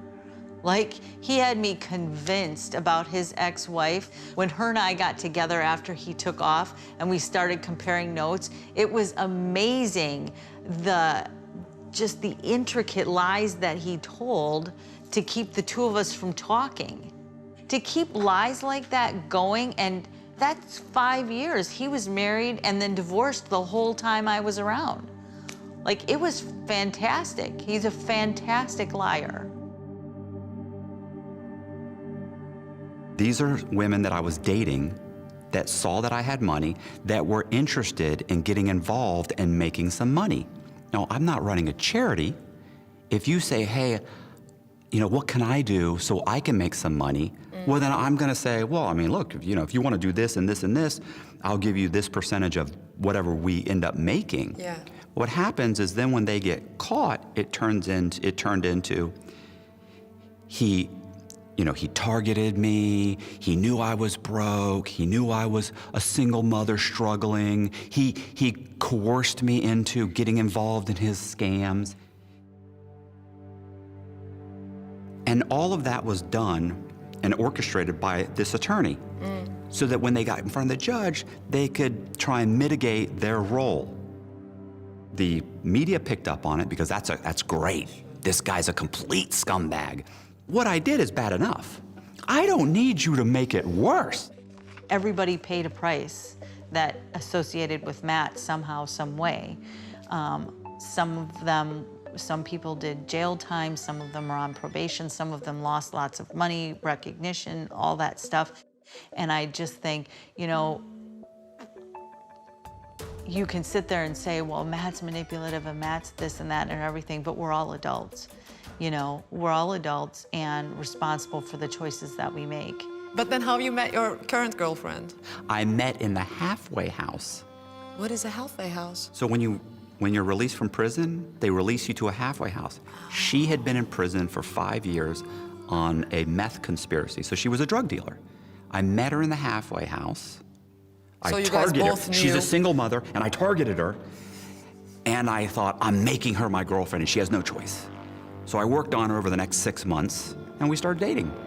And we're still dating to this, you know, to this day.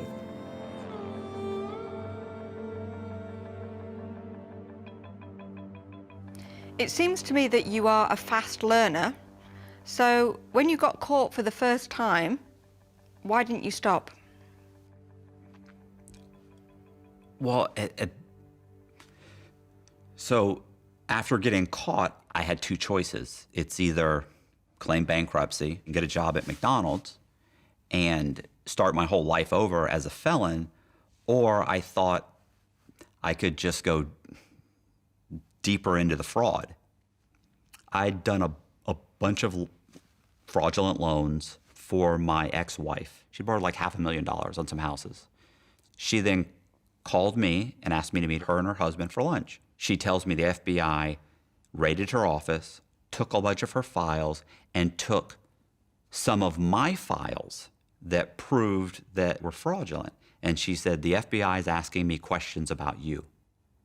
I immediately start saying, oh my God, you didn't tell them this, did you? You didn't tell them the W-2s are fake. You didn't tell them this. You know, I just laid out their case for them within about 30 seconds.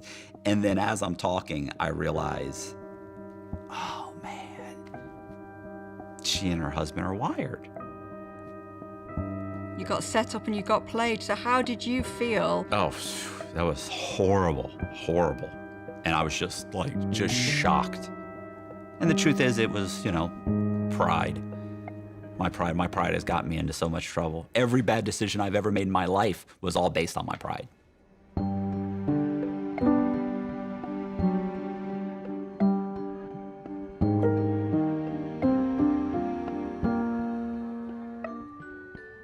And you eventually were on the most wanted list. Right. How did your family, but I'm thinking of your father in particular, how did he react? When I was in prison, I think he came once or twice with my mom, and then he came one time by himself. Right, and how did that go?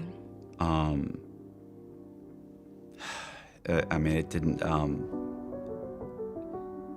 I would say it went well, but remember when he walked in, I thought, I immediately thought my mom had died. He'd never come by himself. So why would you come by yourself? Like, my mother dragged him down there before. So he walked in and he sat down and he said, he said, oh, it's okay, your mom's fine, she's fine. He said, I just wanted to come down and talk to you. And he just said, we just talked, He said, we just talked. Did you feel that you made peace with him then before he died? I had, my out date for prison. I was going to be released in 2030. And I didn't have any chance that I was going to get it reduced. He said, you're going to be okay. You'll get out of here. I was like, yeah, in 2030. I said, I'll probably die in here. And he said, no. He said, you're smart and you're clever and you're going to figure a way out. And I just remember thinking, you're fucking delusional. And he said, he just said he was proud of me. And that Had you said that before? I don't know if he's ever said it before, but it was just, it just felt like a slap in the face. It felt like a slap in the face? Because I had done so many things and I had seen it and felt like he was proud of me. But this time, I was in federal prison. I'm in federal prison doing 26 years for something that I'm 100% guilty of. And now you're proud of me. Why couldn't you be that? Right. Back in the day when I needed you to be that. Right. When I wanted to be an artist, wasn't fucking proud of me. When I wanted to, there were so many things along the way that he could have showed some interest or pride in, and he never did. I end up in fucking prison. Now you're proud of me. The guy, he was just a dick.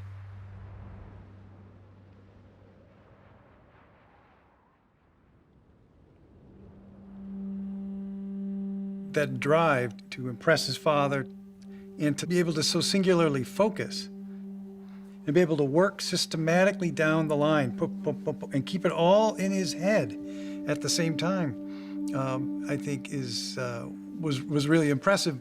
And then trying to appeal to his father. If he were this huge psychopath that he's been portrayed as, and actually he portrays himself as on occasions, you would have expected to find something unusual, wouldn't you? And you didn't. At least for him not to be right at the center would be a start. And even that didn't happen. So there was nothing that was going psychopath brain, psychopath brain, psychopath brain. Neither in his brain, nor in his behavior.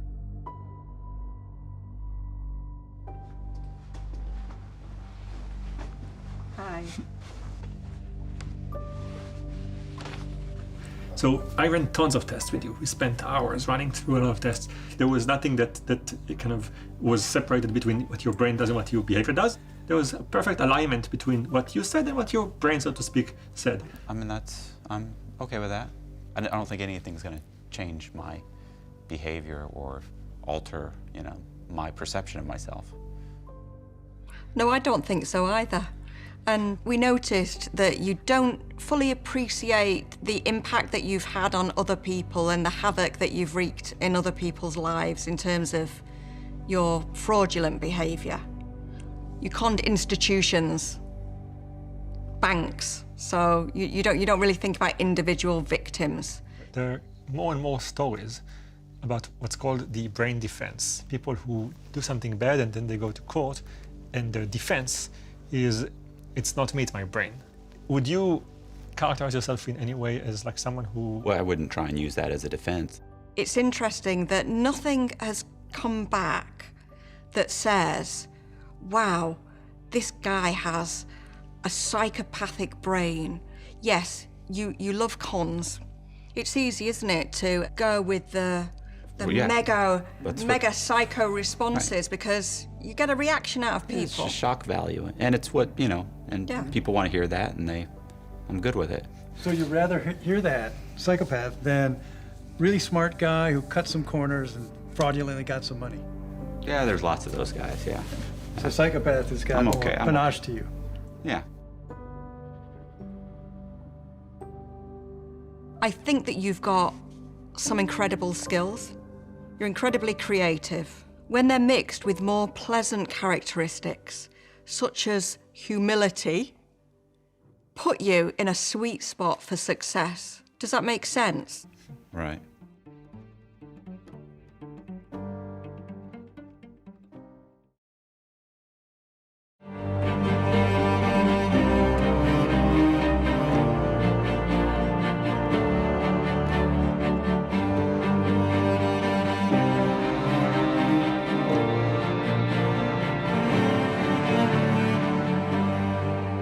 In 2004, Jan Lewan, also known as the Polka King, was arrested and charged with securities fraud. Lewan was sentenced to 5 years in prison. Jan Lewan is a Polish-American Grammy-nominated polka musician who performed for Donald Trump, Ronald Reagan, and even befriended Pope John Paul II. His investors were elderly members of the Polish-American community, mostly polka fans. Lewan's financial crimes were described as Ponzi schemes. He defrauded over 400 people in 22 states of millions of dollars. Lewan's American dream was built on the backs and bank accounts of his biggest fans. The judge said harshly, "You go to jail."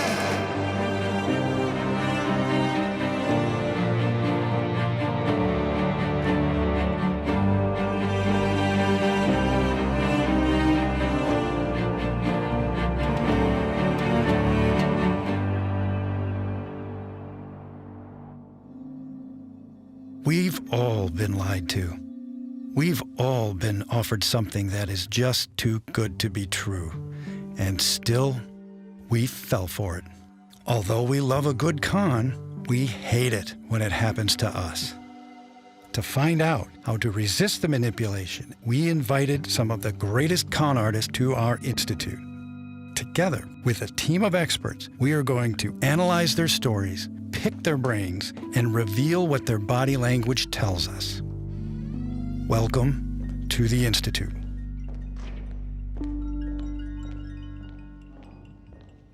Hello, Mr. Lewan. Hi, hi. Hi. How was your flight? Great, great. I slept all night and ready to go. Wonderful. They're waiting for you in the meeting room. Shall we? Yes, let's go. Well, good morning. Hello, Mr. Lewan, hello. Hello, hello. Have a seat. And thank you. And welcome to the Institute. I know you've had a long journey, so we're really very grateful that you can be with us. Let me do the introductions. I'm Kerry Daines, and I'm a consultant forensic psychologist. I would love to talk to you about your social history, all the events in your life that have shaped you. And this is Mark Frank. Mark is a professor of behavioral science. I would like to observe you as far as your behavioral stuff and how that correlates to how you think, how you process, what you feel, and other ways just to try to understand a little bit better about who you are. Yeah, I'd be more than happy to cooperate with, yeah. And this is Moran Cerf, and he is a professor of neuroscience and business. I'll try to learn from you how you think. I'm going to do it by having you play games, and I'm going to look at your brain while you do that so I can understand how you think and how we can think when we interact with you. I understand, yeah. Go for it. It's important for me to say that we're not here to be your doctors, we're not here to give you therapy, and we're certainly not here to diagnose you, but we just want to understand as much as we possibly can about con artists. For now, I think you can take a look around the Institute, and then in a few hours, I will have an interview with you, and you will have the opportunity to tell your story as you see it. Thank you. It was nice meeting you. I'm looking forward. Yes, see you later. Bye-bye. Bye-bye. See you later.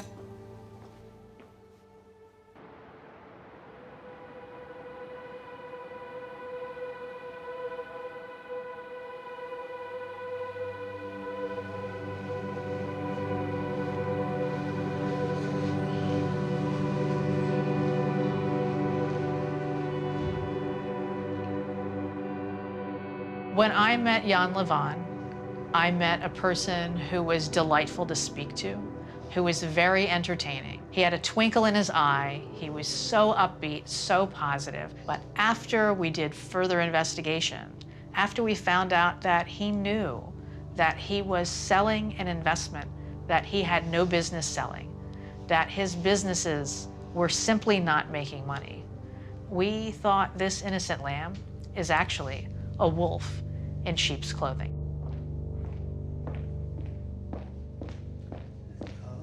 Hello. Good to see you. Nice to see you too. Yes.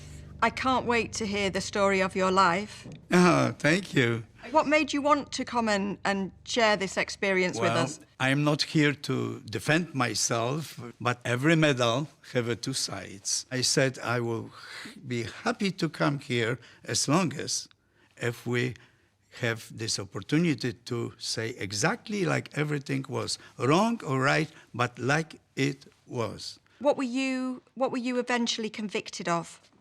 Oh, for the illegal investment. That was the crime, which I admit that I did wrong. So, what did you promise your investors? What was it that made that so attractive to them? I was 3% more than on the Wall Street. And the Wall Street was 9%, I was giving 12%. Yeah? How did this become what I understand was a Ponzi scheme? Yeah. Were you using other people's money to pay off interest of the other investors so that they believed that their investments were growing? The investment was growing. I didn't have luxury life. I did not pay from one and building up like a snowball. I was building bigger and bigger security with, I always say, with my merchandise, amber, jewelry, gold, diamonds. You must have been making a good living in America at that point because you were successful, you were popular. Ladies and gentlemen, here he is, Mr. Jan Lewan.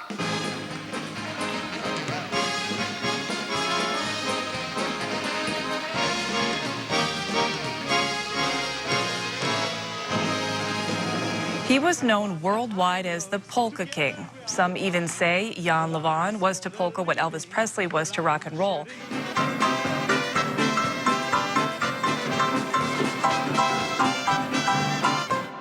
I mean, to be nominated for a Grammy in 1995. Oh, that was beautiful. Yeah, I mean, I met everybody. It's an amazing achievement. You know, I didn't really like polkas.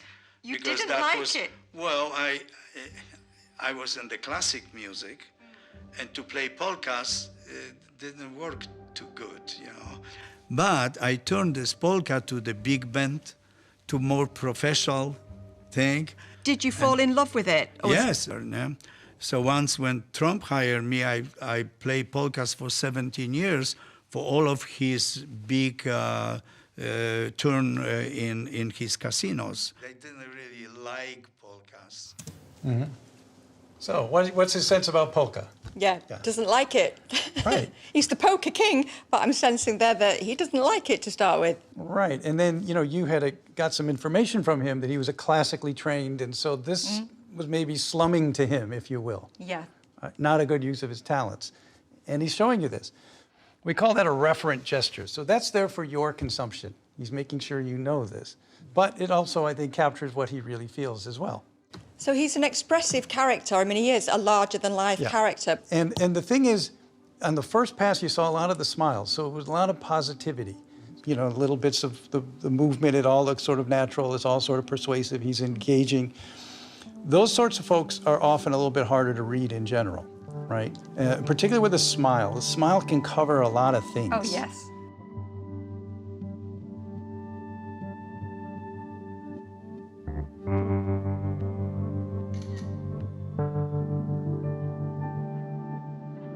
So, how did your career develop?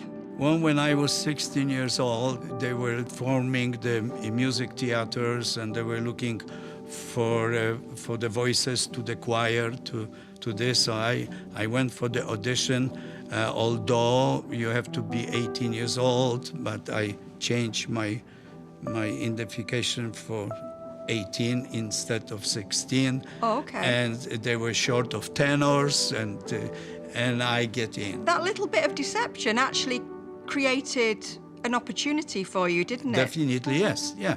Would you say that you were a little bit of a rebel? Yeah. And you were not, you were not shy, were you, in faking your age on that form? No, I wanted for any price to achieve. You say at any price? Yes.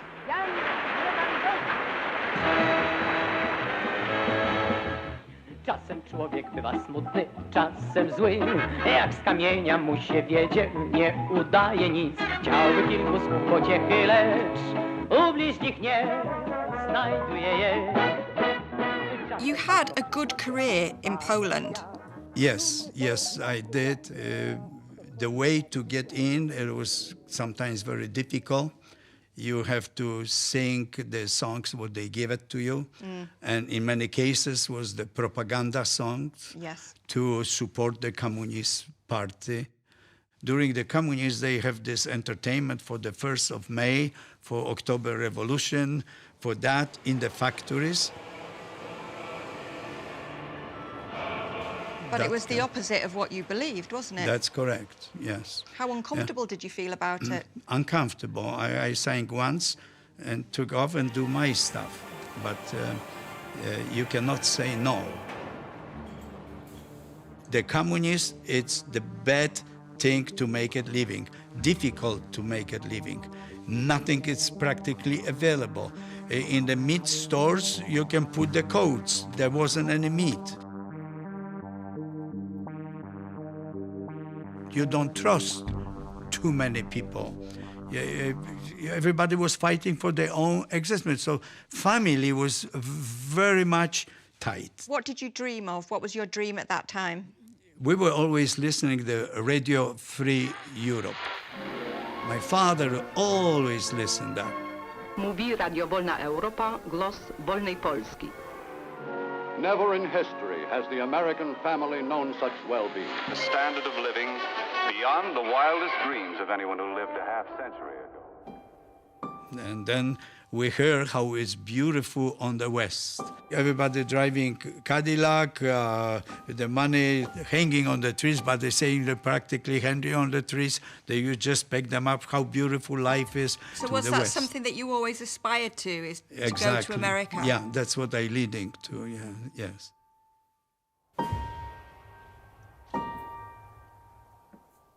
I wonder how much of his childhood in Poland really impacted upon his desire for American dream, the American dream success. And I wonder whether the success itself could ever live up to the fantasy that had been developed during that childhood. And maybe that's why he continued to go after it, even when actually he'd achieved, more than most people would ever achieve. The image of America, if you're sitting in Europe and watching it, is money grows on a tree. That's the image he had in mind. He came and he learned it's not the case, but you can still make it if you just work on different magic. And he made his own narrative. And he has succeeded against the odds in the past. And I think that he's just learned from that he can succeed no matter what.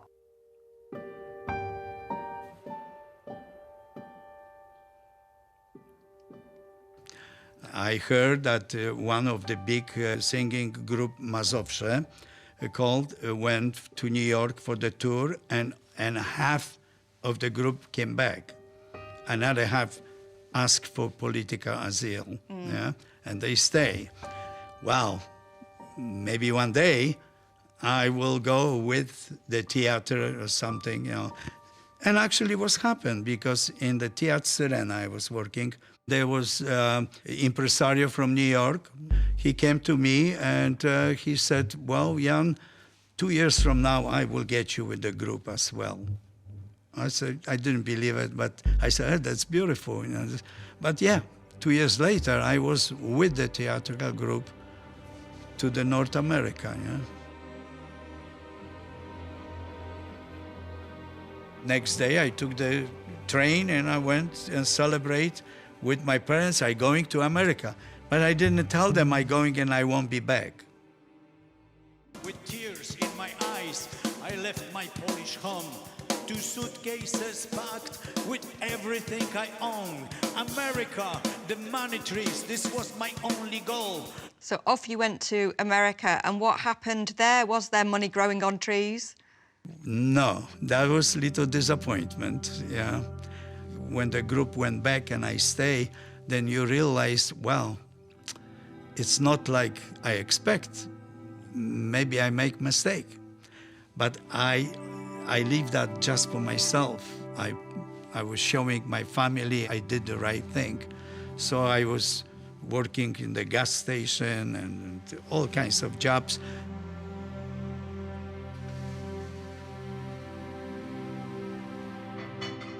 The time that Jan spent under communist rule in Poland is significant. I think that must have made the fantasy of going to America and succeeding all the more enticing, all the more thrilling. And so I think that's a real part of what motivates him and has driven him. But I think maybe he accepted the American culture a little bit too well, because he became greedy. Body, heart, mind, and soul. I dream that everyone in Vegas by now will know my name. In Chicago and Cleveland, I will have great pay. In Big Apple, you will see my smiling face. From Central Park, Soho, even in Park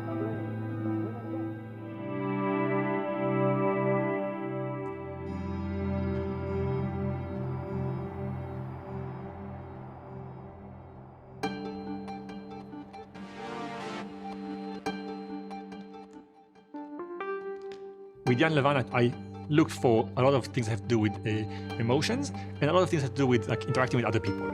How are you feeling? Okay? Yeah, fine. I think that there's something in the brain that drives our behavior. So if you take a person who's a con artist and we look at their brain, we have a chance of finding a difference between them and the average person. And if there is this difference that we can point out to, then maybe we can understand ourselves and change it, fix it, or at least learn how to avoid it if we have it. In this one, you see a pair of eyes, and those eyes carry some emotion in them. Take the cursor to the word that you think it reflects, and then press it. Annoying. Oh, upset.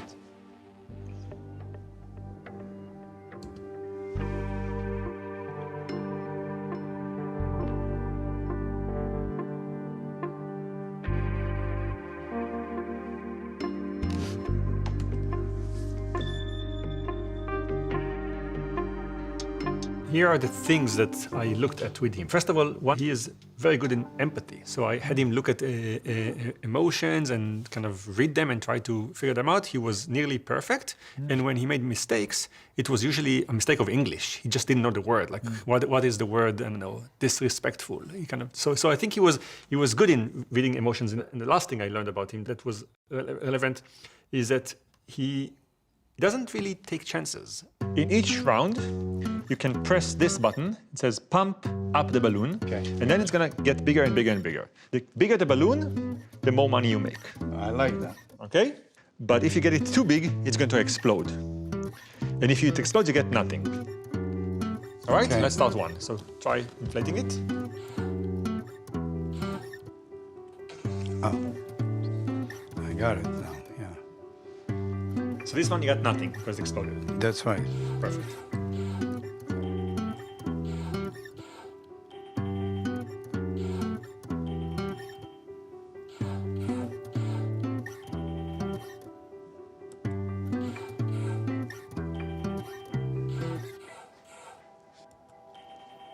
Perfect. Yeah. What was your strategy? What did you... Well, I learned on the first one who blew up. Yeah? Yes. And that's why I don't go too far. But I try to, what I will do if I will blow the balloon, how much I can, the size was telling me, hey, don't overdo. So you kind of took one trial to learn, and from then on you never changed. You got that. Yeah. All right. He took a chance in the beginning. Once he got burnt, this became the limit, and from then on he stayed within the limits of that. So he never took a chance second time, compared to other con artists who constantly pushed. Wherever the boundary is, he stayed always just below that, but he never tried once again to push it. Now, he got burnt when he was prosecuted for his scheme and went to prison. So that's actually a good sign, isn't it, for the future? Yeah, recidivism. Like we think that at least he learned, and now at least on this crime, in this situation, he wouldn't do it again. Yeah. But if he's really a sophisticated con artist, there's just going to be a different way to, invent a new way to make money. It's going to be now the tango dancer or the...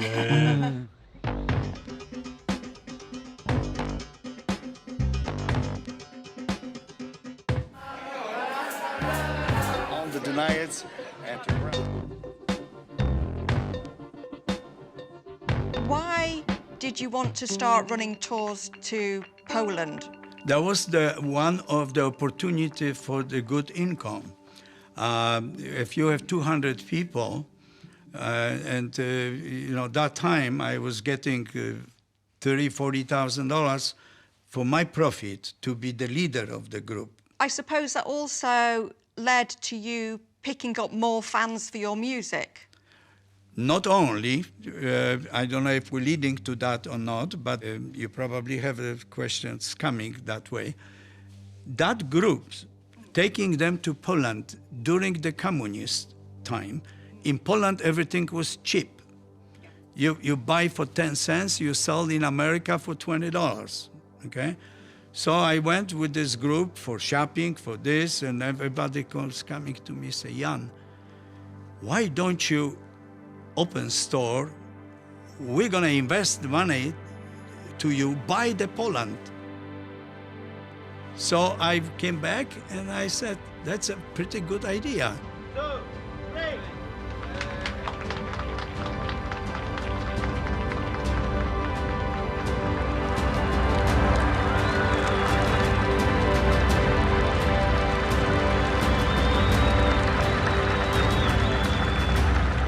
You're telling me that people said to you, open up a store full of Polish souvenirs that you can buy very cheaply in Poland. Yeah. Yeah. But but we want to give you the money to do it. Yes, but that time I need that 10 cents, for speaking generally. So when we come back, we create this promissory note, and this people was flying. I didn't ask nobody. They asked me. People came to you and suggested that they invest in your souvenir business. Why did you need other people's money? Surely you had money of your own that you could have invested. Not enough to invest it. When I came to Krakow and buy the factory of Wyspiański, there was 120,000 little dolls available, and I bought them all, but I didn't have money to buy them all.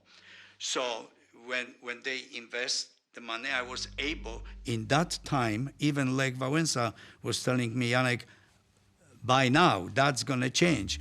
But I needed huge amount of money to make that happen. So I didn't want to just put my effort for them. I was bringing containers of the merchandise. Hi, my name is Jan Lewan, and I would like to invite you to our gift shop. Authentic handcrafted costumes and dolls directly from Poland. Hand-woven rugs, religious items from Częstochowa.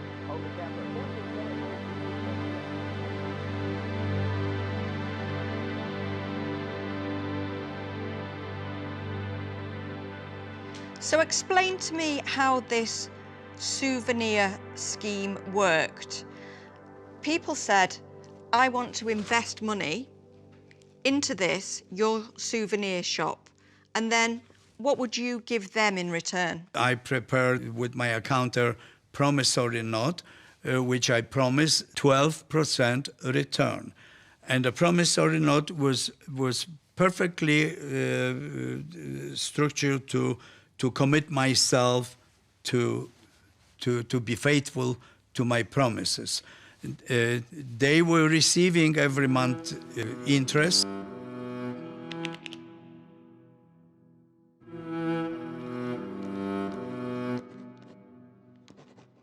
My attorney with my accountant, who reviewed that promissory note which my accountant made, he forgot to tell me I have to register that in the government. He said, everything looks good, only you offer such a big percentage. I said, well, that's fine. I wanted people to be happy. They want me to do that, I do for them. I'm gonna come up good with that, 10 cents, sell for $20, I'd be fine. So had you done all of your maths beforehand so you were very confident that you could deliver 12% back to your investors? The store was doing very good, actually. That time I was buying amber for 50 cents a gram. Today it's $6. So I was doing right thing that time. So you were buying and buying and buying with all of this money?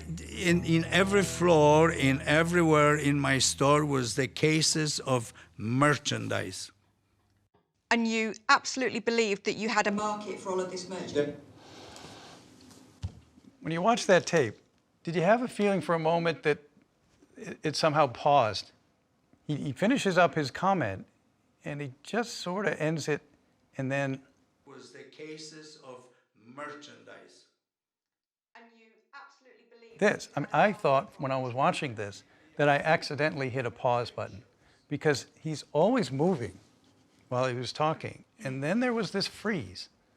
And he's no blinks, no movements, staring at you. So whatever he said, he's very carefully monitoring your reaction to it, is what that basically means. So is that a convincing behaviour then? He wants to see that he has convinced me and he wants to maintain eye contact with me. Yeah, because there's that belief, isn't there, that if somebody's looking you in the eye, then they can't possibly be fooling you in any way. Right. That's the perfect term for that, I think. The convincer.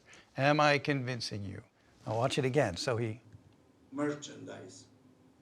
And you absolutely believed that you had a market for all of this merchandise? Yeah, and then he stopped. He didn't say, and therefore I was hoping to sell. And so sort of, I want the story to end here. Please don't ask me any more, Carrie Danes. Let me understand exactly what you... Sure. Yeah. What exactly did you do that was illegal? Was it unregistered promissory notes? That's the one. Yes. Another one that should never offer 20% and tell them that everything is fine. That was wrong. Then I was told to stop, and I didn't stop. That was another wrong thing to do. He was told these promissory notes are illegal, so stop it, stop your business, pay back your investors. And he made a conscious decision to continue. The way that he's telling his story, it's very passive.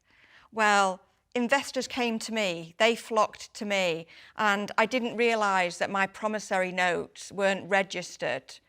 But I feel that there's more to this story than we're being told, because this was a Ponzi scheme. So if it was a Ponzi scheme, he has, by definition, taken money from somebody and not invested it into his souvenir company, but paid back other investors in order to keep their trust, keep their confidence, and therefore encourage more people to join the scheme. So that's con artistry, isn't it? Because it's intentional, right? Because what you said in the beginning was it's portrayed as sort of a crime of negligence, if you will. I just forgot, I should have.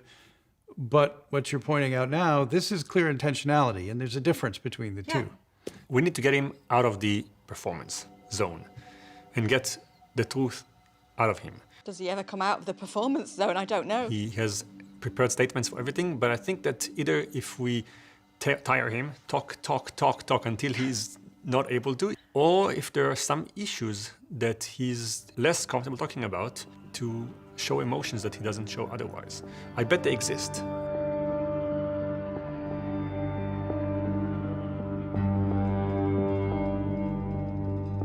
This is the third day. The funny thing is, they learn everything what they want to learn from my side. Now, they put their mind how they can put the words in my mouth. The things what they need to hear to make this spicy, all of this. But I'm not gonna allow to that because I already said like it was, and I'm gonna stick to that.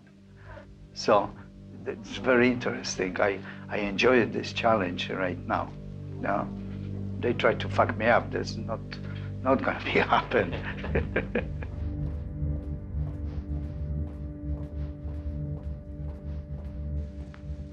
Oh, hello. Hello, hello, Hi. Jan. Have a seat. Thank you.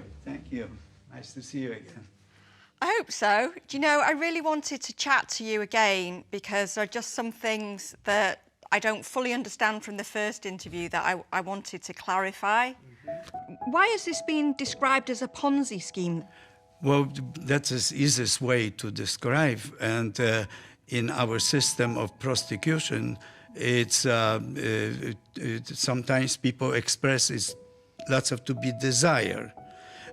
They have no time for explanations, and I don't want to explain. I don't understand the explanation though. So there must have been a point then when your business stopped making money. Yes, I didn't realize that the changes in the world gonna change everything.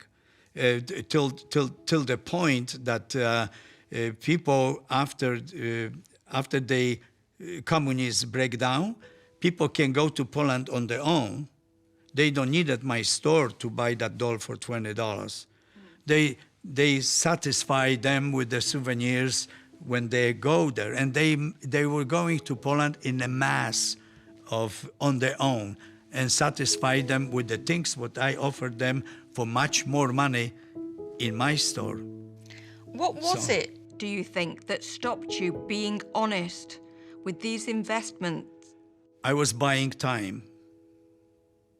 I believe I'm gonna make it, and I was buying time to come to the better time. Yeah? When the problem began, I still have that millions of dollars in merchandise, which I cannot sell because we have 9/11, when the market went down, and one after other, and then I was doing wrong. Yeah. But the 20% that you admit was absolutely, you knew that was fraudulent. That's correct. Yeah. What year did you start writing those promissory notes? On 2001, when the problems begin. That's what I start offering more. Yeah.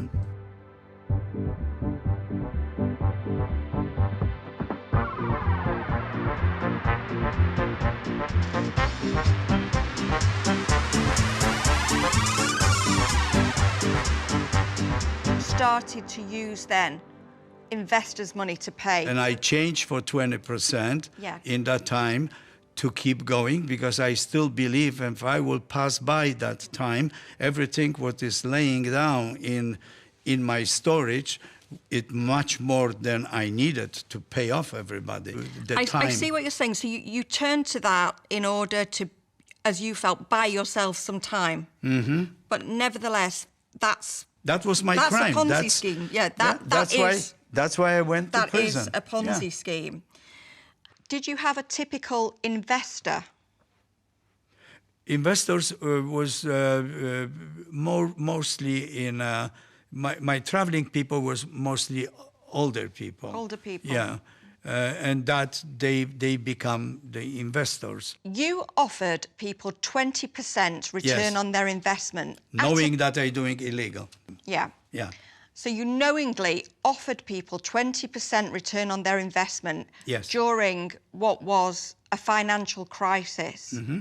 Why do you think that they didn't feel that this was very fishy?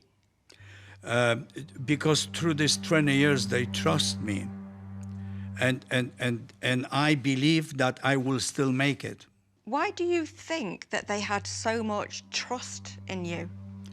Well, all of these things what I was doing lead them to trust me.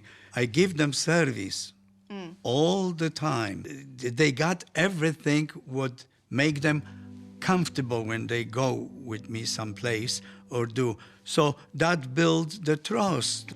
Were these repeat customers as well? So people that maybe you'd seen numerous times over the years? Good thing you just said. I have people who went with me over 10 times overseas. When I was doing the concert, that one person who was involved with the promissory note with me, he brought 10 other people because they know it's his business.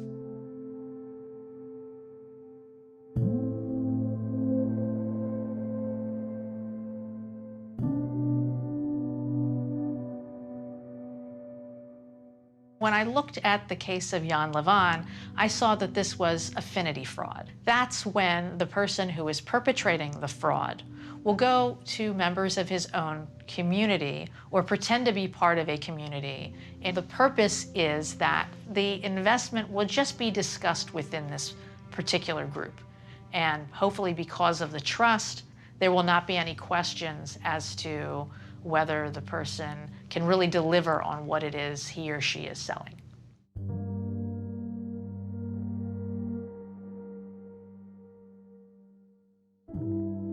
He knew all these famous people who would identify with Jan Lewan. He knew Lech Walesa, and he knew the Pope. So who better to trust if you are going to invest your money than a man who is friends with the Pope?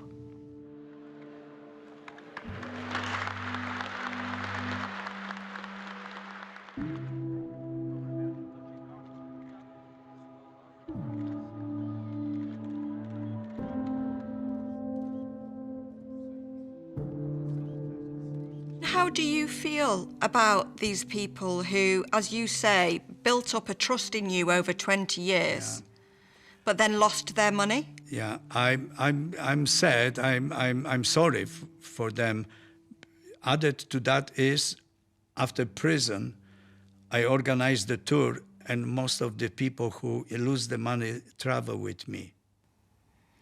And what did you glean from that? What did you believe that I just meant? try to give you a picture that some of the people knew what I went through with all of these things, that even though I shouldn't say cheat, even though I did wrong, they my friends now, lots of them. They travel with me. They've forgiven you? I guess we can say, forgive me. They don't talk about that.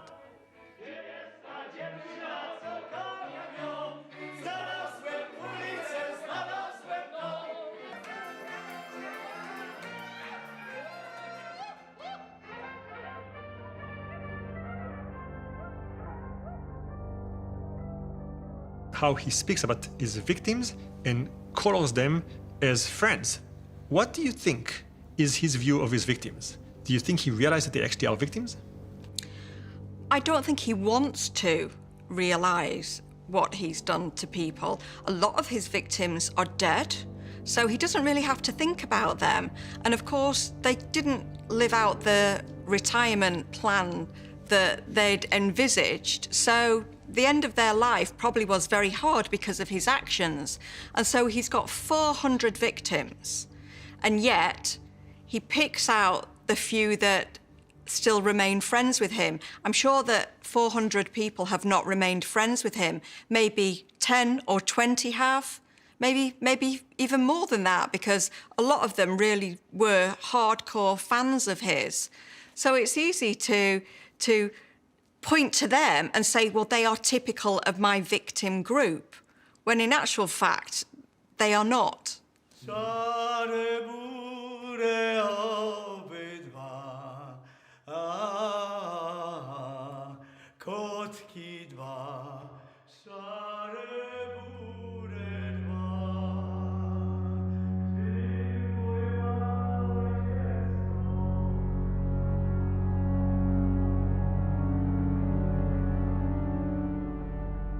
Na zdrowie.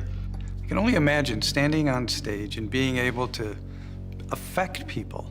You know, they're moving, they're dancing, they're doing that because of you. And what do you think is going through their mind when you're performing? Well, first of all, make me feel good that it's work, and they enjoy it. They forget the problems. When I see dancing polka, professor of university, doctor, and this, and they just lose themselves. They dancing polka, clapping hands. That make me feel good, you know. Yeah. And so then when you move to other ventures, like with the, you know, selling the objects and things like that, and interacting with those fans, how does that make you feel? Well, this is motion, different moments of absorb that sometimes make me feel good that they, with the trust, they go for it, they buy the things from my store, they invest the money, they do this, make me feel good. I am dedicated to them to make that world for them, not only for me, you know. So when you got one of those investors who was impatient or whatever, and saying, "Hey, Jan, I'd like, you know, my money," what would you say to them at that point? Most of them, I give them money. Oh. Immediately, in the same moment, till the catastrophic moment came that I wasn't able. Then some of them turned to be impatient. I shouldn't say ugly, but they didn't hold this love. You know, there was moment of hard to handle. You know.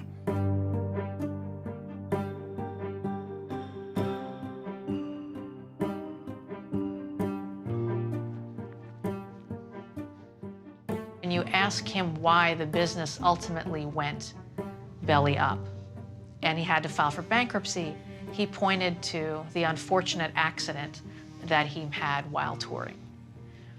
It didn't make sense that the accident with the tour bus would have anything to do with paying investors back.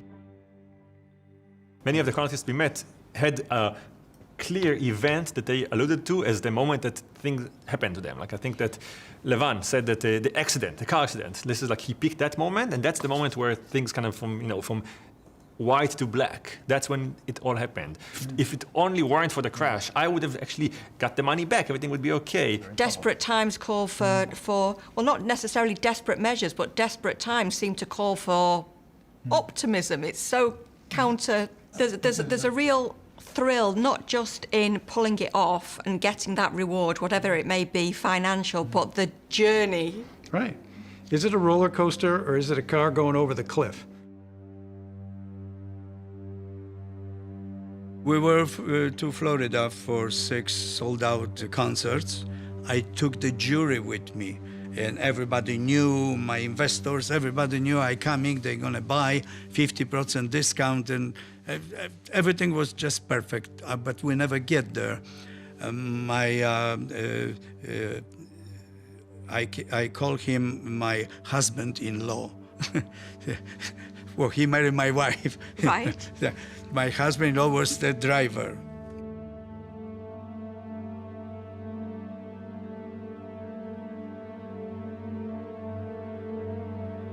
And he falls asleep.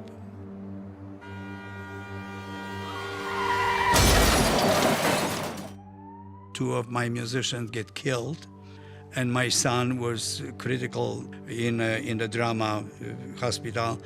And that was the download in my whole activities. Yeah. So that jury, expensive jury for $100,000 was all over the highway in South Carolina. And then the bus was upside down. I managed to come up from the bus and I said, I'm gonna pick it up, that jury. So they said, no, you go to the ambulance. I still wanted to pick it up, this jury. Stop Yeah. just a second. I've got Go. to stop you there. Yeah. Because I have to ask you this. 2 people were killed in this crash. Your son terribly injured. You get out of the bus and your first thought is to pick up the jewelry. Yes, yeah. I didn't know that 2 get killed at that moment. Right. I didn't know that my son is going to the trauma. They were taking my remaining musicians in the ambulances and I knew that I have to save this, what is all over the highway. Yes, but your bus is upside down, so human life is Well- at risk. There are ambulances there. Do you think that you had become too focused on material goods at that time? At that time, unfortunately, that was for me important to save that, because I feel that then what next? I mean, I didn't see the way out, you know. So unfortunately, yes, you're right. The Ponzi scheme had to end because he no longer had a way to bring in new investors. It was critical for him to tour. And he knew that if he couldn't tour, he couldn't bring on new investors. And if he can't bring new investors, he can't pay the old ones back. And that's why his scheme ended after that bus accident.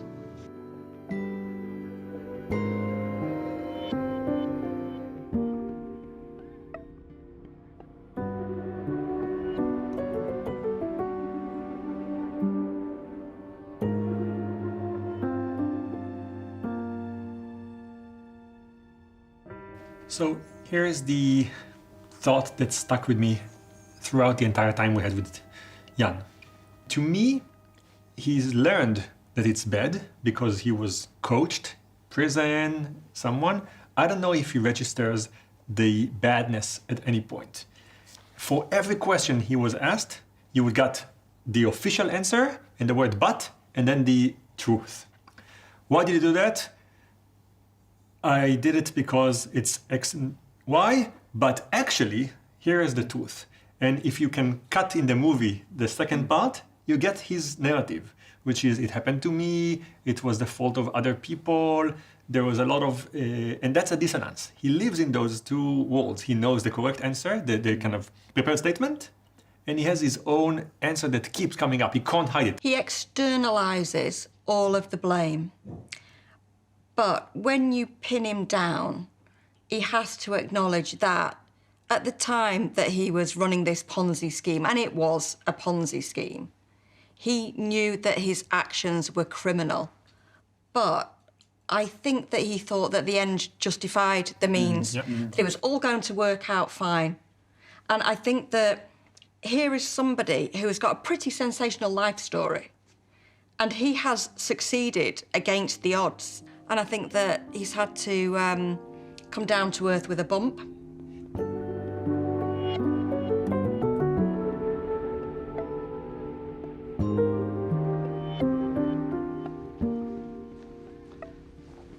Well, it's about time to go home. How have you enjoyed your time with us? Very much. There were subjects like they never before come up with that, so I was able to just express myself. Like and what? I thank you. First of all, you know, I never had that really opportunity to say how sorry I am, but also never have opportunity that I never give up, because I wanted repay as much I can. I never I driving my friend car, I living in the home, everything I putting in to my restitution. The last sentence had one sentence that said, I wanted to say that I'm sorry. Mm-hmm. Then the word but, and then a very long explanation. Sorry about that, yeah.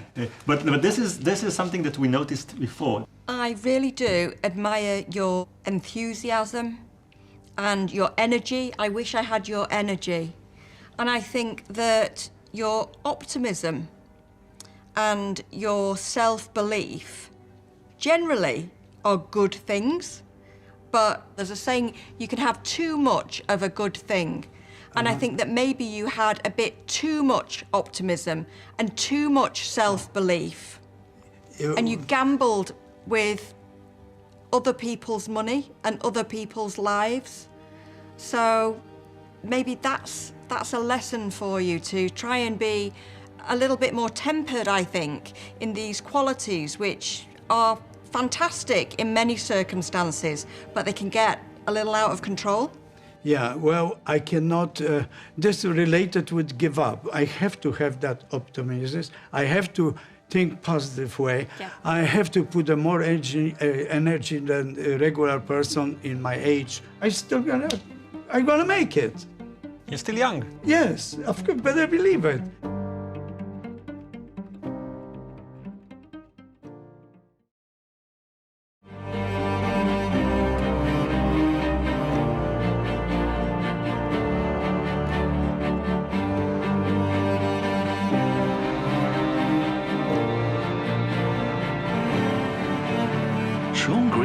from Bolton, England, produced a large number of art forgeries over a period of more than 2 decades. Aided by some members of his family, Sean successfully sold his forgeries to museums, auction houses, and private buyers.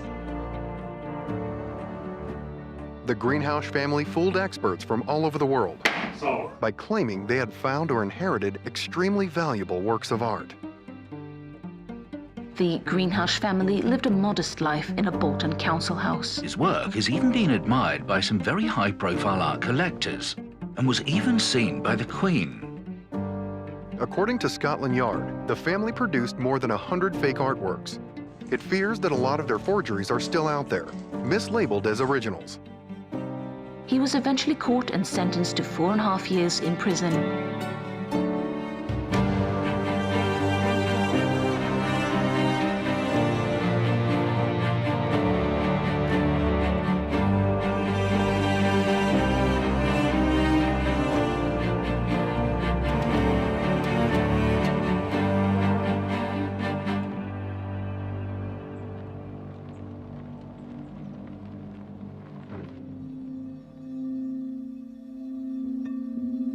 We've all been lied to. We've all been offered something that is just too good to be true, and still, we fell for it. Although we love a good con, we hate it when it happens to us. To find out how to resist the manipulation, we invited some of the greatest con artists to our institute. Together, with a team of experts, we are going to analyze their stories, pick their brains, and reveal what their body language tells us. Welcome to the Institute. Hello, Mr. Greenwald. Hello. How do you do? Okay, thank you. Shall we?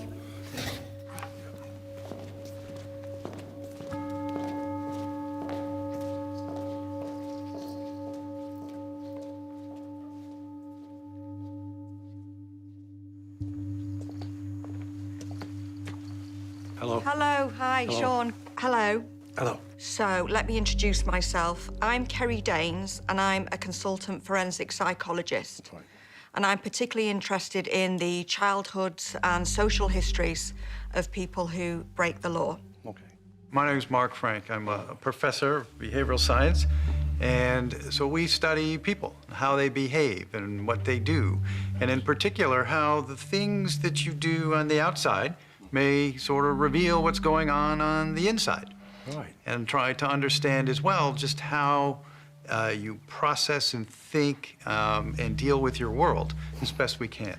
I'm Jan Lewan. I'm a professor of neuroscience, and I want to understand how the things that are inside affect the things that are outside. So I'm going to look at your brain and try to understand how your thoughts influence your decisions and your responses to things. So how do you feel about all of that? A bit intimidated. Yeah. A bit like a goldfish in a bowl, but... Well, look, the last thing that we want is for you to feel like a lab rat. Yeah.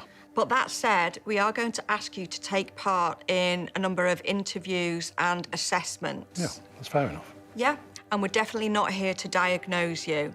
It really is just a process of trying to understand yeah, your of course, psychology of course, better. I appreciate that, yeah. Okay, so for now, familiarise yourself with the Institute. Will do. All right, then. Okay. Okay, Right, see you later. soon. You will indeed. Okay, bye-bye. Bye-bye.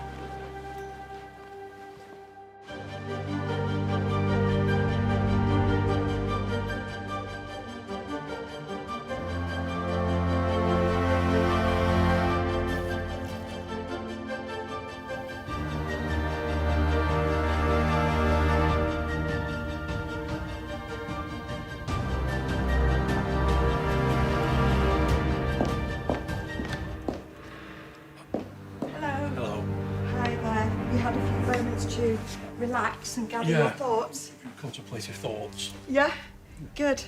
Well, this is your opportunity to tell me your story. Okay. So, when did you sell your first out-and-out forgery? I think it was 17 or 18, I can't exactly remember. I went into the library, which I frequented often, and this lady there was taking all these fly sheets off, and I noticed a pile of them on the table. Some of them were watermark dated like 1850s, so I took them, rolled the whole bundle up. I thought, I'll have a try at some Degas drawings, just simple ones. So I scribbled about 5 or 6 off. I always do that, I do 5 or 6 quickly to get the spontaneity into them. Because if you drag it out, the experts can see it right away. They've got to be spontaneous. Well, you can't have possibly been thinking that at 17, could you? Yeah. The experts would be able to... Yeah, I was. I'd like studied art and I knew about spontaneity in work, that the originals have the spontaneity. So anyway, I needed old paper. I needed spontaneity. I went through a list in my head of what I'd need for a fake. So I bashed about half a dozen off, looked through them with a critical eye to say, well, I think that one's the best. I took it into this art dealer, really nervous and terrified. Experts can tell when it's 100 years old. They can tell like that. It's a difficult thing to get. So I was quite nervous and frightened, young lad. I thought, he'd spot it right away, you know. If he goes out and rings the police, I thought I got a vision of him jumping out the window and running up the street away from it all, kind of in my mind. Anyway, he came in and I had a look at it. As usual, put it up on the easel and stood back and this and that. And then he took it out of its frame and he's like cutting it out with his penknife. Said, this has been in its frame for 1800 years. Anyway, in the end, he gave me a piece of paper for a receipt and then it ended up in a sale in London. I'd sold to a dealer, I thought that's the end of it, but the dealer passes it on to a collector. And they are the injured, innocent party in all of this. I think a lot of the time they knew they were fakes, but they were, with the other eye, they knew they were good enough to pass off. So it seems to me that you felt a little conflict about that. You didn't feel euphoric. I've always felt conflicted over it. Sometimes I think I shouldn't be doing this, and I think, well, they're doing it to others. I know 2 wrongs don't make a right. I know that. My mum drilled that into me when I was a little boy. 2 wrongs never make a right. But I am a bit conflicted. I think I always have been. It seems to me that he's not enjoying this con at this stage at all. There's sort of a fear of judging him as an artist and this sort of angst that he's had with his life about that. And he has also mentioned the fear of getting away with this stuff, right? Are they going to believe me? He talks about, I just think they would send me out. I'm getting ready to run. They're going to call the police. And then when they didn't. And then you've got somebody who is coming in here. He is on pretty high alert. So his emotional system is running pretty high. And so these expressions are popping out as he's talking about these very critical moments. But we'll just So it's focus a on deeply uncomfortable interview for him, isn't it? It is. If we go backwards, if you look at his eyebrows here, to pull up and together like this is what we see in fear. And there's a little bit of a stretch in the mouth too, in this muscle here, which is part of an uninhibited fear face. And just as a sort of a general comment about the interview itself, you know, he's nervous. His right hand the entire time, and if you've been on airplanes and people who are afraid of flying, they have this death grip on the chair. White knuckle time. Yeah, he's white-knuckled on the right. All the way throughout this, except for certain points. When he gets engaged in something, then that hand will come off and move. But normally, it's down there. This environment is so stressful for him, though, isn't it? I mean, at the Institute, he's under such a level of scrutiny, which for somebody who he's not the gravitate to the limelight type like we've seen. He is very self-contained, shy, introverted, and you've got us analysing him to this degree. I think I'd be terrified as well.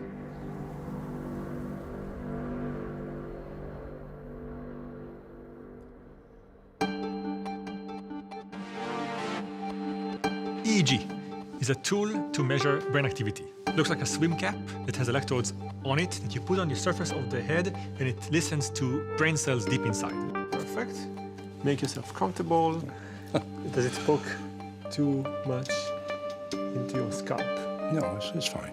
We ran an experiment that's known as the choice blindness experiment. And it goes like this. You will see two pictures of two women. And we ask you, who do you find more attractive? The right one. And now it asks to think in your mind why you chose this particular picture. I thought it had a prettier image.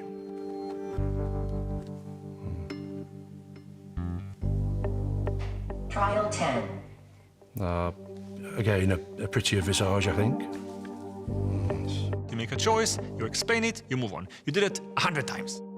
Again, difficult to choose between the two, so I wasn't sure. But there's a trick here, and the trick makes it interesting. The trick is that every now and then, if he chose the card on the left, I give him the card on the right, the card he didn't pick.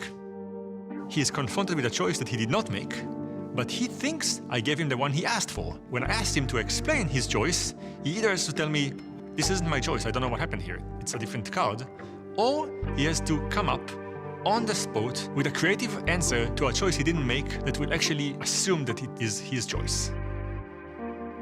I think a slightly happier face than the other one, but I may have got this the wrong way around. He chose A, he gets B, and he says, I like B because the smile is great. For that to happen in his brain, first when the choice was in front of him, he had to use a part of the brain, the frontal lobe, to actually make a decision. Trial 27. Serious, but pleasanter looking, I think. And then we can look at his brain and see how fast, how good, and how unique is he in coming up with a story that explains something he didn't make as if it was his choice. So in some trials, you saw two pictures, you made a choice, and then I showed you the other one, the one you didn't choose. I thought occasionally, that isn't the one I chose. Why didn't you say then? Well, I didn't like to say, but I think I should have done as part of the trial. But whatever it is, either he's a very nice person who didn't want to offend me, so he changed reality just to make my life easier. He said, I'm not going to upset this guy, so I'm going to just make up a story. And yet, he tends to think he's fairly inscrutable, but yet there were lots and lots and lots of emotions that we see with him, and more so than almost anybody else. Either way, he is good in coming up with stories. And that's a manipulation that in the brain requires mental gymnastics to kind of change reality, and he does that extremely fast as well. And then when you look at the brain itself, you can see which areas of the brain are the ones doing that and how fast they operate. And in that sense, I think the results that I found were interesting in that it takes him a lot less time than you and I. How did your father become involved in your art dealings? Well, as I remember, my dad retired. He hated retirement. He asked me what I was doing. I said, I'm going off to London selling a painting. I didn't say it was a fake at the time. You didn't? And this was a Samuel Peploe fake? Yes. And he said, can I come with you to London? So I said, yeah, OK. Then we got there. He said, I think I know what you're up to, Sean.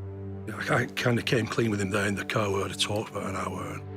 This conversation that you had in the car for an hour, yeah. What was it? He just came out with it. He said, are you selling fakes? So I just told him, I said, yeah, Dad, I'm selling fakes. I said, what do you think about it? I think his response was, he just smiled at me and grinned. He said, I thought you were up to that, you little bugger. And my dad said, can I take this picture? He seemed to be very convincing. Do you think that he understood the gravity, actually, of what you were doing in terms of the consequences legally? Yeah, I think he did. Was there a conversation about, right, this is how you do the deal and this is how you make it convincing? No, the only thing I said to my dad is to say to the dealer, could you tell me what this is? And would you be interested in buying it? And leave the lead with them. Anyway, he took it in. I always carried a little Sony recorder. I'd put it in my pocket to record the conversation. I put it in for him, so I could hear what the dealer was talking about. Why did you just have one on your person? It was like my way of kind of keeping a record of the deals. Just a pocket record, and I can like go back and see what they were talking about. Early to mid-90s, I was contacted at Scotland Yard, where I'd set up the art squad, by an art dealer called Peter Nahum. He had been approached by a guy who had been driven to London by their sort of 40-ish-year-old son, and so they were selling the painting. And Peter had looked at it. He thought it was a good peplo. At the time, the paintings were selling for sort of £30,000 to £40,000, and he paid them around about £10,000 for it, and gave them part cash and wrote out a cheque for the rest of the money, or the lion's share of the money. If something has a good provenance, then it kind of sells. If there's a plausible provenance there, I think the experts stop looking. They stop looking at the real thing. That's the only way I can describe the way some of the stuff I've made that should never have got through. Provenance is really important in an artwork because it's the background, the storyline that tells you how the artwork got to where it is now. So it's when it was painted, who painted it, but more importantly, who's owned it and where it's been. Peter had contacted the peplo expert, who was a guy called Tom Hewlett. Tom had laughed when he heard that Peter had bought this painting because he too had been offered this picture. To Tom, it clearly was not by the hand of peplo. Tom had then checked out the gallery, the label on the back of this painting, purporting to be from this gallery in Edinburgh. And this is one of the ways, when you always want to look at the back of a painting, exhibition labels, dealers' labels, they help prove and build up a provenance of the painting, the history of it. And Tom had checked out the gallery and found that actually the street numbers didn't even go up as high as this was claiming, and the art gallery had never existed. So he was certain in his mind that this was a fake and an attempted deception.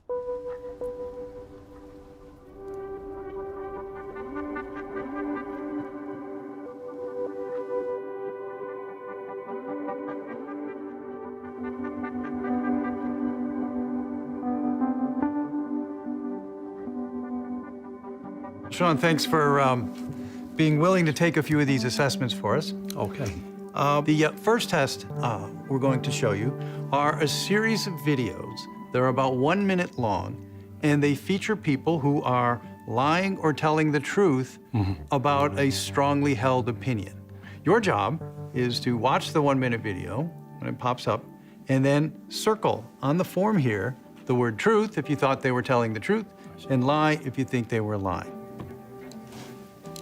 What is your opinion on this issue? Should cold-blooded murderers be killed? I believe they should be. And what are your opinions? I think I'd base it on eye for eye, tooth for tooth, and I feel that it's justice. What is your opinion? They should be killed. I mean, it should be executed. I personally couldn't partake in that decision. I mean, I wouldn't have an active part saying yes. I feel that cold-blooded murderers should be executed. And why do you believe what you do on this issue? Because they do not have the right to take another person's life. Okay, very good. Some of them were hard to, close calls, you know. Yeah. Yep, there's always be an element of that. Now, just to give you a little bit more detail, there's often lots of subtle behaviors that occur when people lie or tell the truth. And some people are really good at perceiving that, others are not. And those who are good at that often do a little better job navigating their worlds or just reading people in general. Yep. So that test is a bit of a proxy for your ability to do that. So we'll assess it and see what's coming up on that.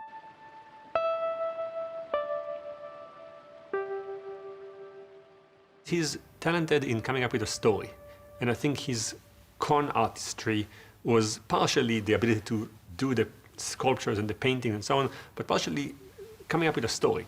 He was fast in coming up with a story in my test. His brain manifested the speed by which he is able to do that and the ease by which he can do that.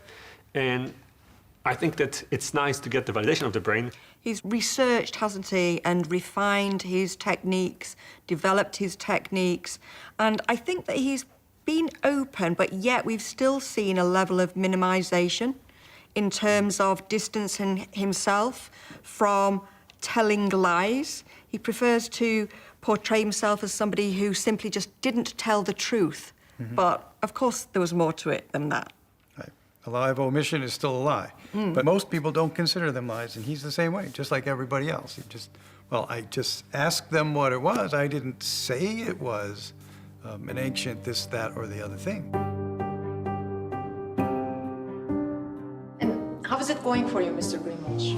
I've been here a couple of days, and it's quite an eye-opener, actually. The scientists looking into my, I suppose, psyche you would call it, about the art forgery and stuff. It's been an interesting few days, more interesting than I expected, actually. I thought I was here just for a few interviews, but it's been a bit more than that.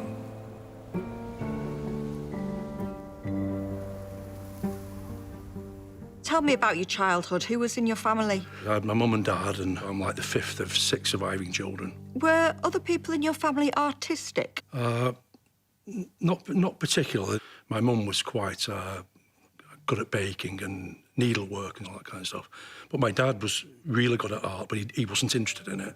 He had a wonderful drawing hand, and I think it was his showing me how to draw and holding my hand and doing these wonderful drawings with my childish hand that kind of fired my enthusiasm. A tiny little boy, my dad picked me up and sit me on his knee, and he would get a piece of paper and hold my hand around and show me how to hold the pencil as he'd hold it. And then away we'd go, all with his strokes. My hand was just like within his. He'd like draw birds and fish and all kinds of nature things. And I just thought, I can remember like the sensation, like, wow, they just appeared in front of me. Very realistic. I couldn't draw myself anything like that at that age, not until I was probably 8 or 9 years old, but I can remember being really, really impressed with the images. How did they appear from nothing? Okay, and how did it develop? I just like to do my own thing, so I never did art in class at school. I'm sure people must have started to notice that you had this ability. Were you pushed in any particular direction? No, my mum and dad didn't believe in pushing me. My mum always hoped that I would go into further education, actually. She wasn't really keen on my art. She said she preferred me in some kind of academic role, so I think it was a bit of a disappointment to him. What did you want to do? What was your dream? This art obsession came into me. Well, it was there all the time, but it got stronger and stronger every year. And not that I wanted to particularly be an artist. I was just interested in art and the manufacture of art. Not so much the cerebral side of it, more like the manufacturing side of it. I like look at something and say, well, how was that made? You also had some holidays abroad, which really influenced you. Yes. Can you tell us about that? Oh, I went to Rome with my dad. That was a massive eye-opener to me. I went again later when I was about 15. So I'd be about 15 when I was independently walking around Rome and looking at it. I was just blown away by it. Well, it's a beautiful place. It's an amazing place. Where did you go to? Oh, where did I not go? I just didn't have time. There was just so much I wanted to see. And what in particular blew you away? Michelangelo's sculptures. I believe I've read somewhere that he made that when he was 21 or 22 years old. I couldn't believe that it was made by one man at that age, even at any age. It'd probably take me, I don't know, maybe 2 years' work. And even then I'd be struggling, probably with a team to help me to polish it and finish it, But you're comparing yourself to... I know, but what I've always thought, Kelly, with these people, they're a man or a woman, they've got 2 eyes, 2 hands, and what passes for a brain. I think, well, and this has always fascinated me, if they could do it, why can't I or anybody else? Did you feel inspired to make something similar? No, when I got back, I felt massively deflated because I'd like seen all this art in books. I'd seen it as a little boy, but it didn't really register, but kind of, how would you say, I didn't kind of reckon it being out there. I just thought, wow, I thought I was a pretty good artist at the time before I went, because I could draw and paint and sculpt better than any of my friends. Some of them were a bit artistic, but not many of them. When I came back, I just felt like I'll never achieve anything like that. Like I felt kind of depressed for quite a while and deflated. He is talking about a sense of feeling deflated. So you've just been to see, it's like, I don't know, can you imagine a teenager of our time that's maybe just been to see a pop star or something in the flesh, they've met them in the flesh? You should be elated, shouldn't you? And yet he feels sad, he feels deflated, he feels inadequate. It's almost, I actually thought of the analogy of like athlete. All right, so you think you're a good basketball player, and then you get a chance to play a match with somebody who's a professional, and you realize you're just not in the league yet. And even yet, you thought you had all these dreams and aspirations of being one yourself, and you realize, I have so much more to go. And that's where he is. Yeah, I think that's a better analogy, but it just strikes me how negative his thinking processes are. I think we're learning a bit about his character, and this was at a very young age.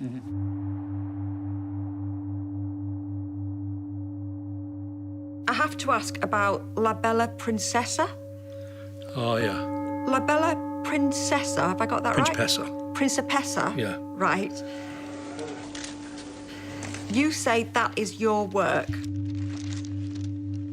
I'm convinced that it is. You're convinced, or you know? Surely you must know. Yeah, I do. Right. But there's been so much controversy over it. It's kind of made me not doubt it. I don't doubt it, but I've kind of shied away from it because it's like upset a lot of people. And I'm just trying to be honest. Some experts have said that that is by Leonardo da Vinci. And a lot of experts have said it isn't. And a lot of experts have said that it's a fake, but not necessarily a fake by you. Yeah, they've said that it could be by a German. Well, surely if you created a picture, you must know if that's yours or not. I went to see it in Milan, to see it actually in person, because I wanted to be sure. But what absolutely convinces me of it is the backboard. Because I made that backboard and I put those butterfly braces into it. So who is she based on? Well, a girl I worked at the court with. Right, which is a supermarket chain. Yes. Yeah, she worked on the tills. It's her profile. So, do I believe like a that she Milanese was... costume of this like late 15th century. So, I believe she was called Sally. Yeah. So, Sally from the Co-op supermarket is La Bella model. Principessa. Yeah. Right. And, sorry, do you feel this has been attributed... I don't think it would be controversial if it wasn't worth £100 million. I think it was like worth £5,000. I don't think anyone would bat an eyelid. And that's the trouble with art. The money blinds everybody. It's such a obscenely greedy world where things are going, you know, something like the Leonardo da Vinci, Salvador Mundi, you know, $450 million. In a world where people are prepared to spend those kinds of money, you know, those sort of amounts on money on art, I think there's absolutely a place for people who pop up every now and then and say, are you sure? Buyer beware. I mean, the art world is corrupt. The art world is full of people who are only in it for the money, who cheat, who lie, who sell stuff off as one thing when it's actually another thing. It is a world, if you scratch the surface of it and go down, it's full of corruption and darkness. Do you feel that this piece of artwork has validated you and actually achieved what it seems like you've been trying to achieve for a lifetime, which is being able to match with the great masters? Well, I don't, with that pastel drawing and ink drawing, I don't think I have matched, because the vast majority of, I think, of Leonardo scholars don't think it's by Leonardo. So it's not enough to convince one or two or three art experts, you have to convince them all. Yeah.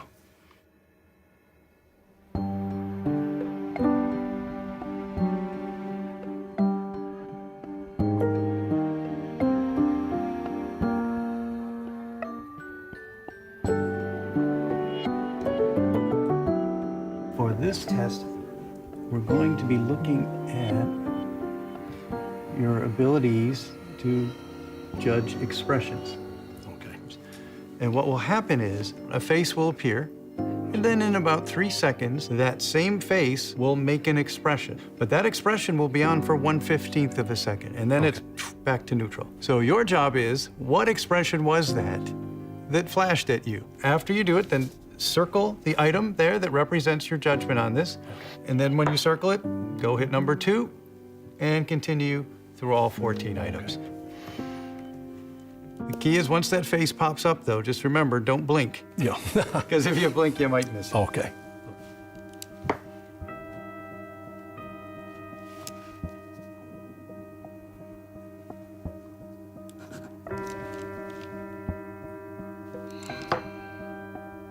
When somebody feels a blast of emotion, it's an involuntary reaction.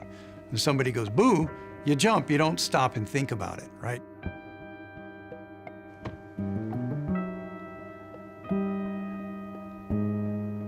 It sort of goes on your face in a sort of a pulse. And what happens is the outside part of the brain, the pyramidal motor system, is used to try to shut that down. I don't want to be seen as nervous, shut it down. And the conflict between the two is what causes these emotions to be very brief, because the person is trying to suppress them. But they will still often leak despite your efforts to control them.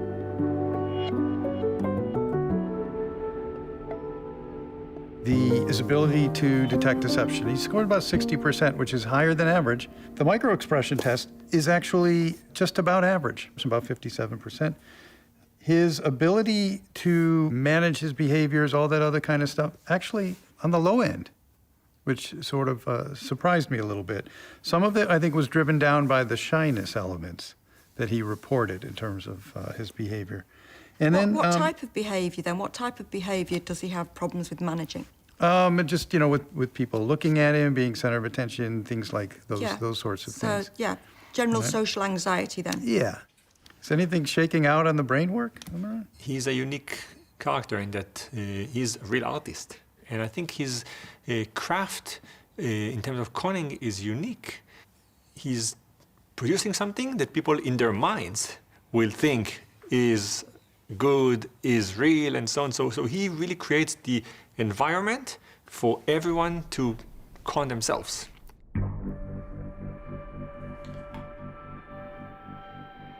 With Sean, you just really never know. He's cunning. He's a cunning guy. He's a forger. Of course he's cunning. This is the thing about him most. I mean, you stare into his eyes, you could test his pulse, you can wire him up with a lie detector, and I swear to you, you'll still never know exactly if he's telling you the truth or not.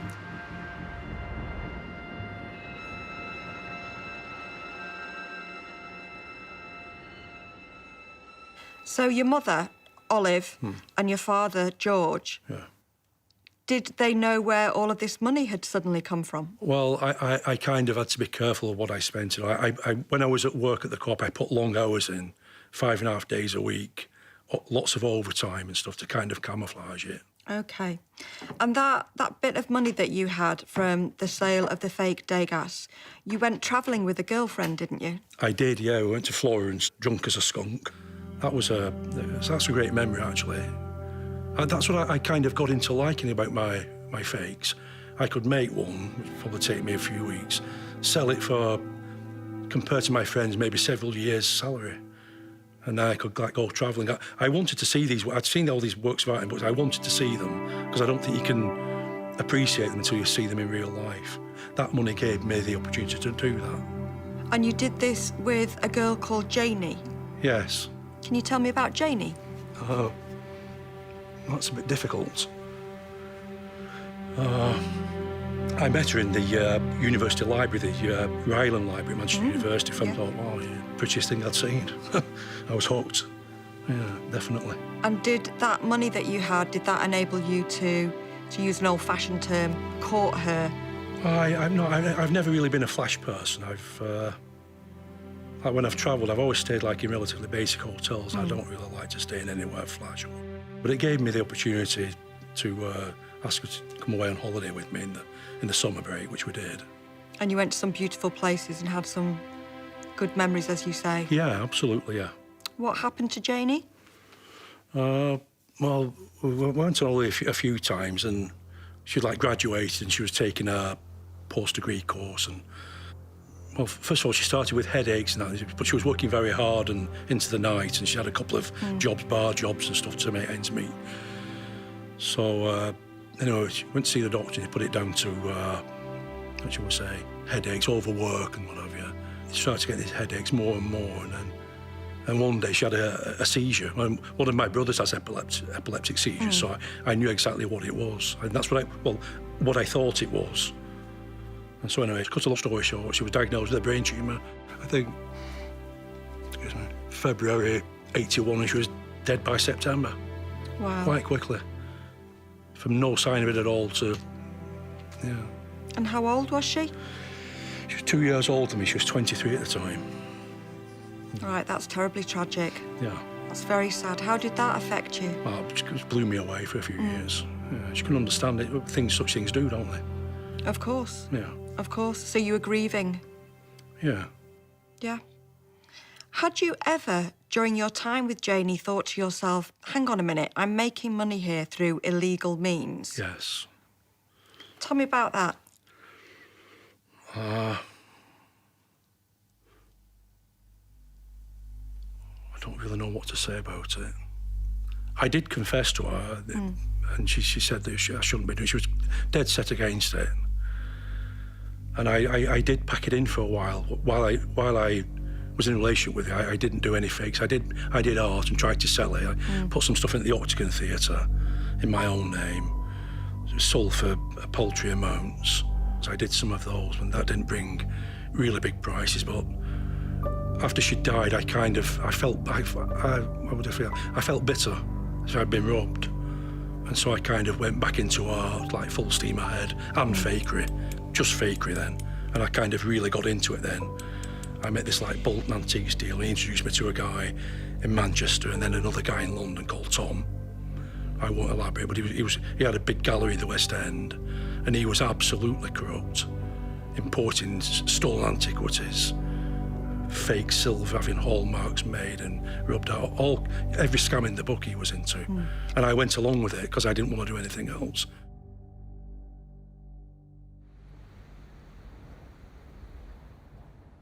We're going to the next test then. Okay. So I'm going to now show you on this screen a set of images. And I'm going to show you the pictures. I'm going to ask you to do is just give me a number that goes from 1 to 10, where 1 is extremely negative, and 10 would be the most positive experience you can imagine. Okay, we're starting. Here's the first one. 1. 3. 7. 8. 10. 5. 1. 8. This one is an injured cat. You gave it an 8. Yeah. This one normally gets a low score. Do you have a sense why you gave it a high score? Well, I felt sorry for it in its terrible state. So, but 8 is a high score, is a positive one. Yeah. Well, did you mean to give it a low score? I meant to give it a high score, like for sympathy-wise. I felt sorry for it. Yeah. Okay. Okay, this helps me. Yeah. On terrible looks, I should have given it a 1, but my emotions came into it that I felt sorry for it. So when you gave it an 8, it was because it's like you score your empathy. Yes. I made a note while you were talking then, because it interested me that you said that you felt bitter, you felt robbed. Were you talking about robbed of Janie? Yeah. Or were you talking about robbed because of the way that art dealers had treated you? No, I think with art dealers it's dog eat dog. I kind of just took it on the chin. A lot of times I never got big prices, but when I said I felt robbed of what my life should have been. You know. How would you have seen it being different? Yeah, I think it would have been, yeah. In what way? Well, when I was with Janie, from when I met her, I didn't have the urge to do art. I wanted to do something proper and not criminal. So She made you want to be Yeah, better. I'm absolutely certain that my life would have gone in a completely different direction. I'm certain of that. Not just think it, I'm absolutely certain. Yeah. So do you think that that feeling of bitterness then maybe accelerated your rise in the art forgery world? Yeah, probably. Looking back at it, I didn't see that at that time as that. But with perspective now of many years, yeah, probably.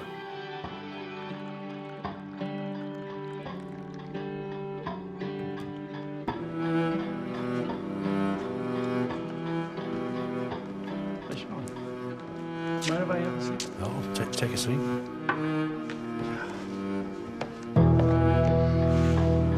So, it's been nice seeing you around here and having a chance to... Yeah, it's been great these last few days, hasn't it? Get to know you a little bit. Yeah.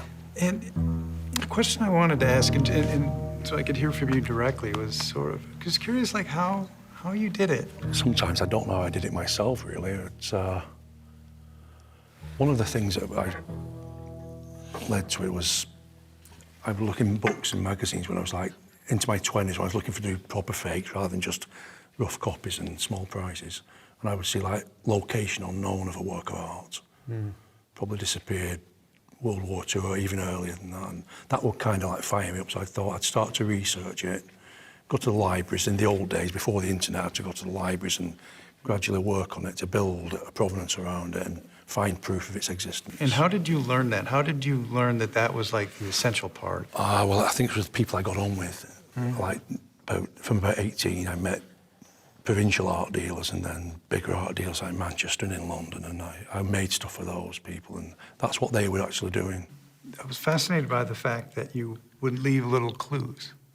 Like, you know, the old Batman TV series, you know, the master criminals left little clues. But what motivated you to do that? Well, I think I became like, what's the word? Dissatisfied with the situation of what I was in. I thought these people are being paid as experts and lauding themselves as experts. And so I thought I'd start putting little bits in to see if they would notice some things that were quite wrong, were subtle in the beginning, and by the end, it ended up with glaring mistakes in them, and they still didn't pick it up. But I think the provenance has kind of blinded them. And just sort of curious too, you know, reading up a little bit about skills and vision in an artist. Yeah, well, I've kind of lacked an original vision. I think that's why I never cracked as an artist. I think the trouble with most artists is that they have an exaggerated sense of their own creativity. It's the opposite of Sean. There are far too many artists in the world who think they're brilliant and who think they're original and who think that everything they make is really great and that they're forgotten geniuses, and why the hell isn't my stuff on show at the Rijksmuseum or the Tate or National Gallery? There's loads of those people out there. The perverse thing about Sean is that he actually has got it here in the fingertips. He can make things that no one else can make. And what they can't do, he can. What would you prefer if you did the perfect Leonardo and everyone thought it was Leonardo? Or a great Leonardo, but they said, you know, it was Sean's? Which would make you happier? I think the great Leonardo that would be put down to me to prove that I could equal him, but I can't. It's just a fantasy. Tell me about the Amarna princess. My dad had seen something in the paper about some Egyptian antiquity bringing a large amount of money. So it caught my interest, and I looked at these statuettes. I thought, I wonder if I could make an alabaster Amarna princess, because the bodily features are very exaggerated and very abstract and very beautiful to my eye. Anyway, I carved it in the winter of 99, just before the millennium, a few weeks before. Aged it. I put it in a cupboard at my dad's, in the airing cupboard, in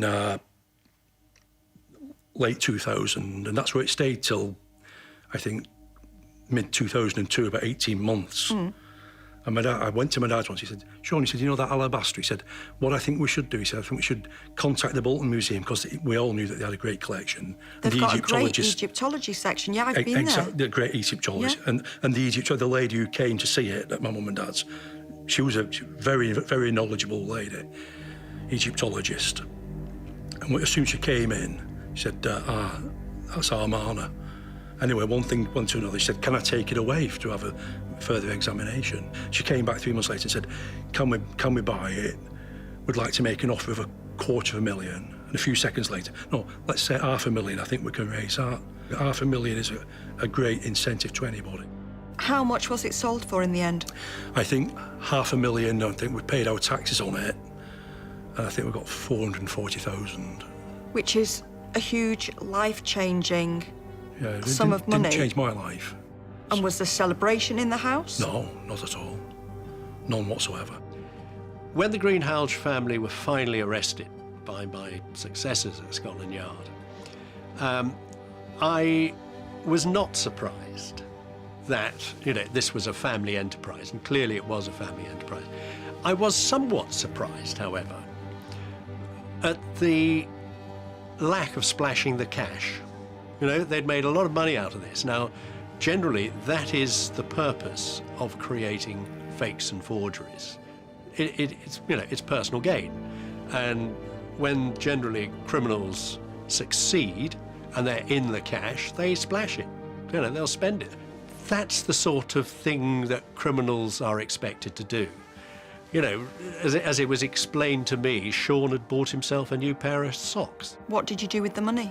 I left it in the bank, and it was there when 2.5 years later, when the police came and knocked it. So, I hadn't spent any of it. what was the point of this? I really don't know, some kind of madness. I can't explain it to myself.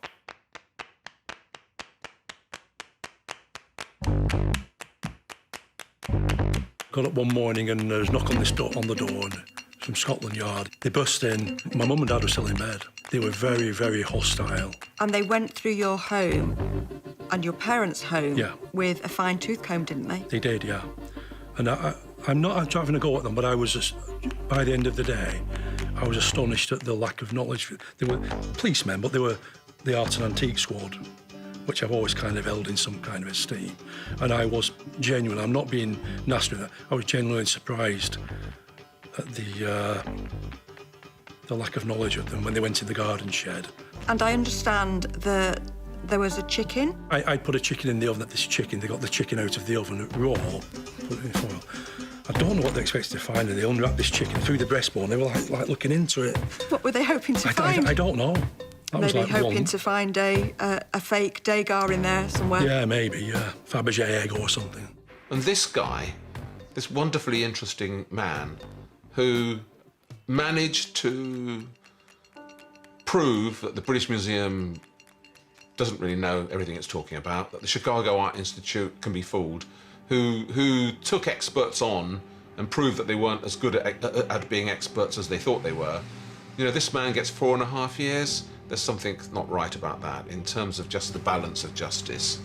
And in the end, I think it was grossly unfair, and I think he was absolutely made a scapegoat for, it was a sort of show trial to prove that people shouldn't do this. He has really approached this whole process, hasn't he, in the most honest and forthright way that I think we've seen.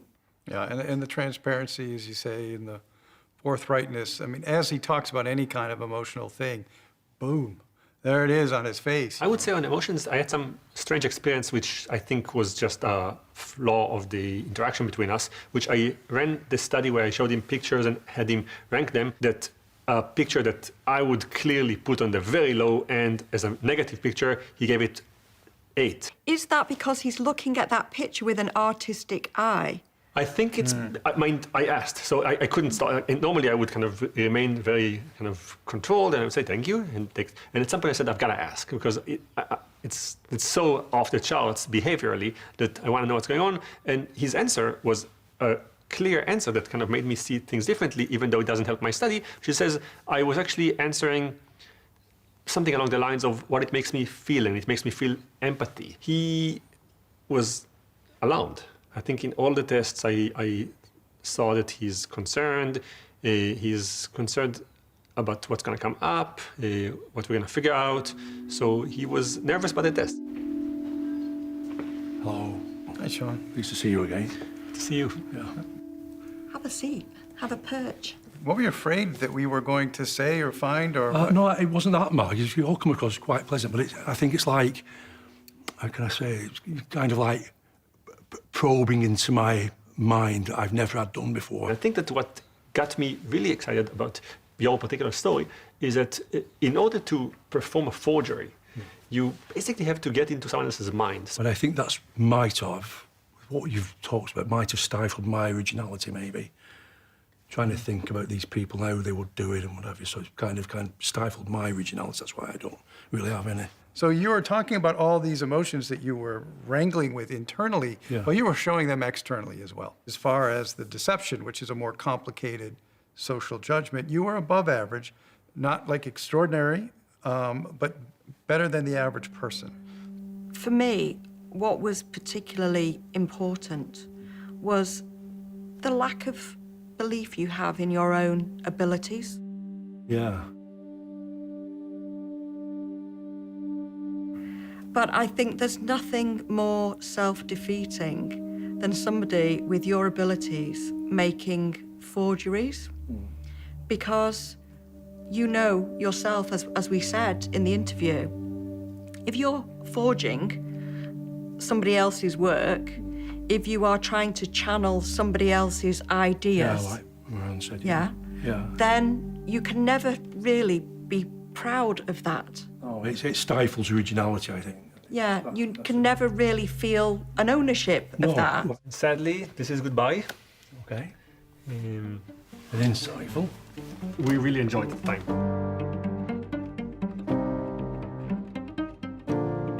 It myself, although it was rather intimidating, maybe in a nice way. Yeah. Okay, Mark, it's been great. Pleasure. Yeah. Thank Okay, you for Gary. sharing your story. Right, thank you very much. Yeah, it's been Take care. insightful. Safe journey. Okay, bye-bye. Bye-bye. Thank you. Bye.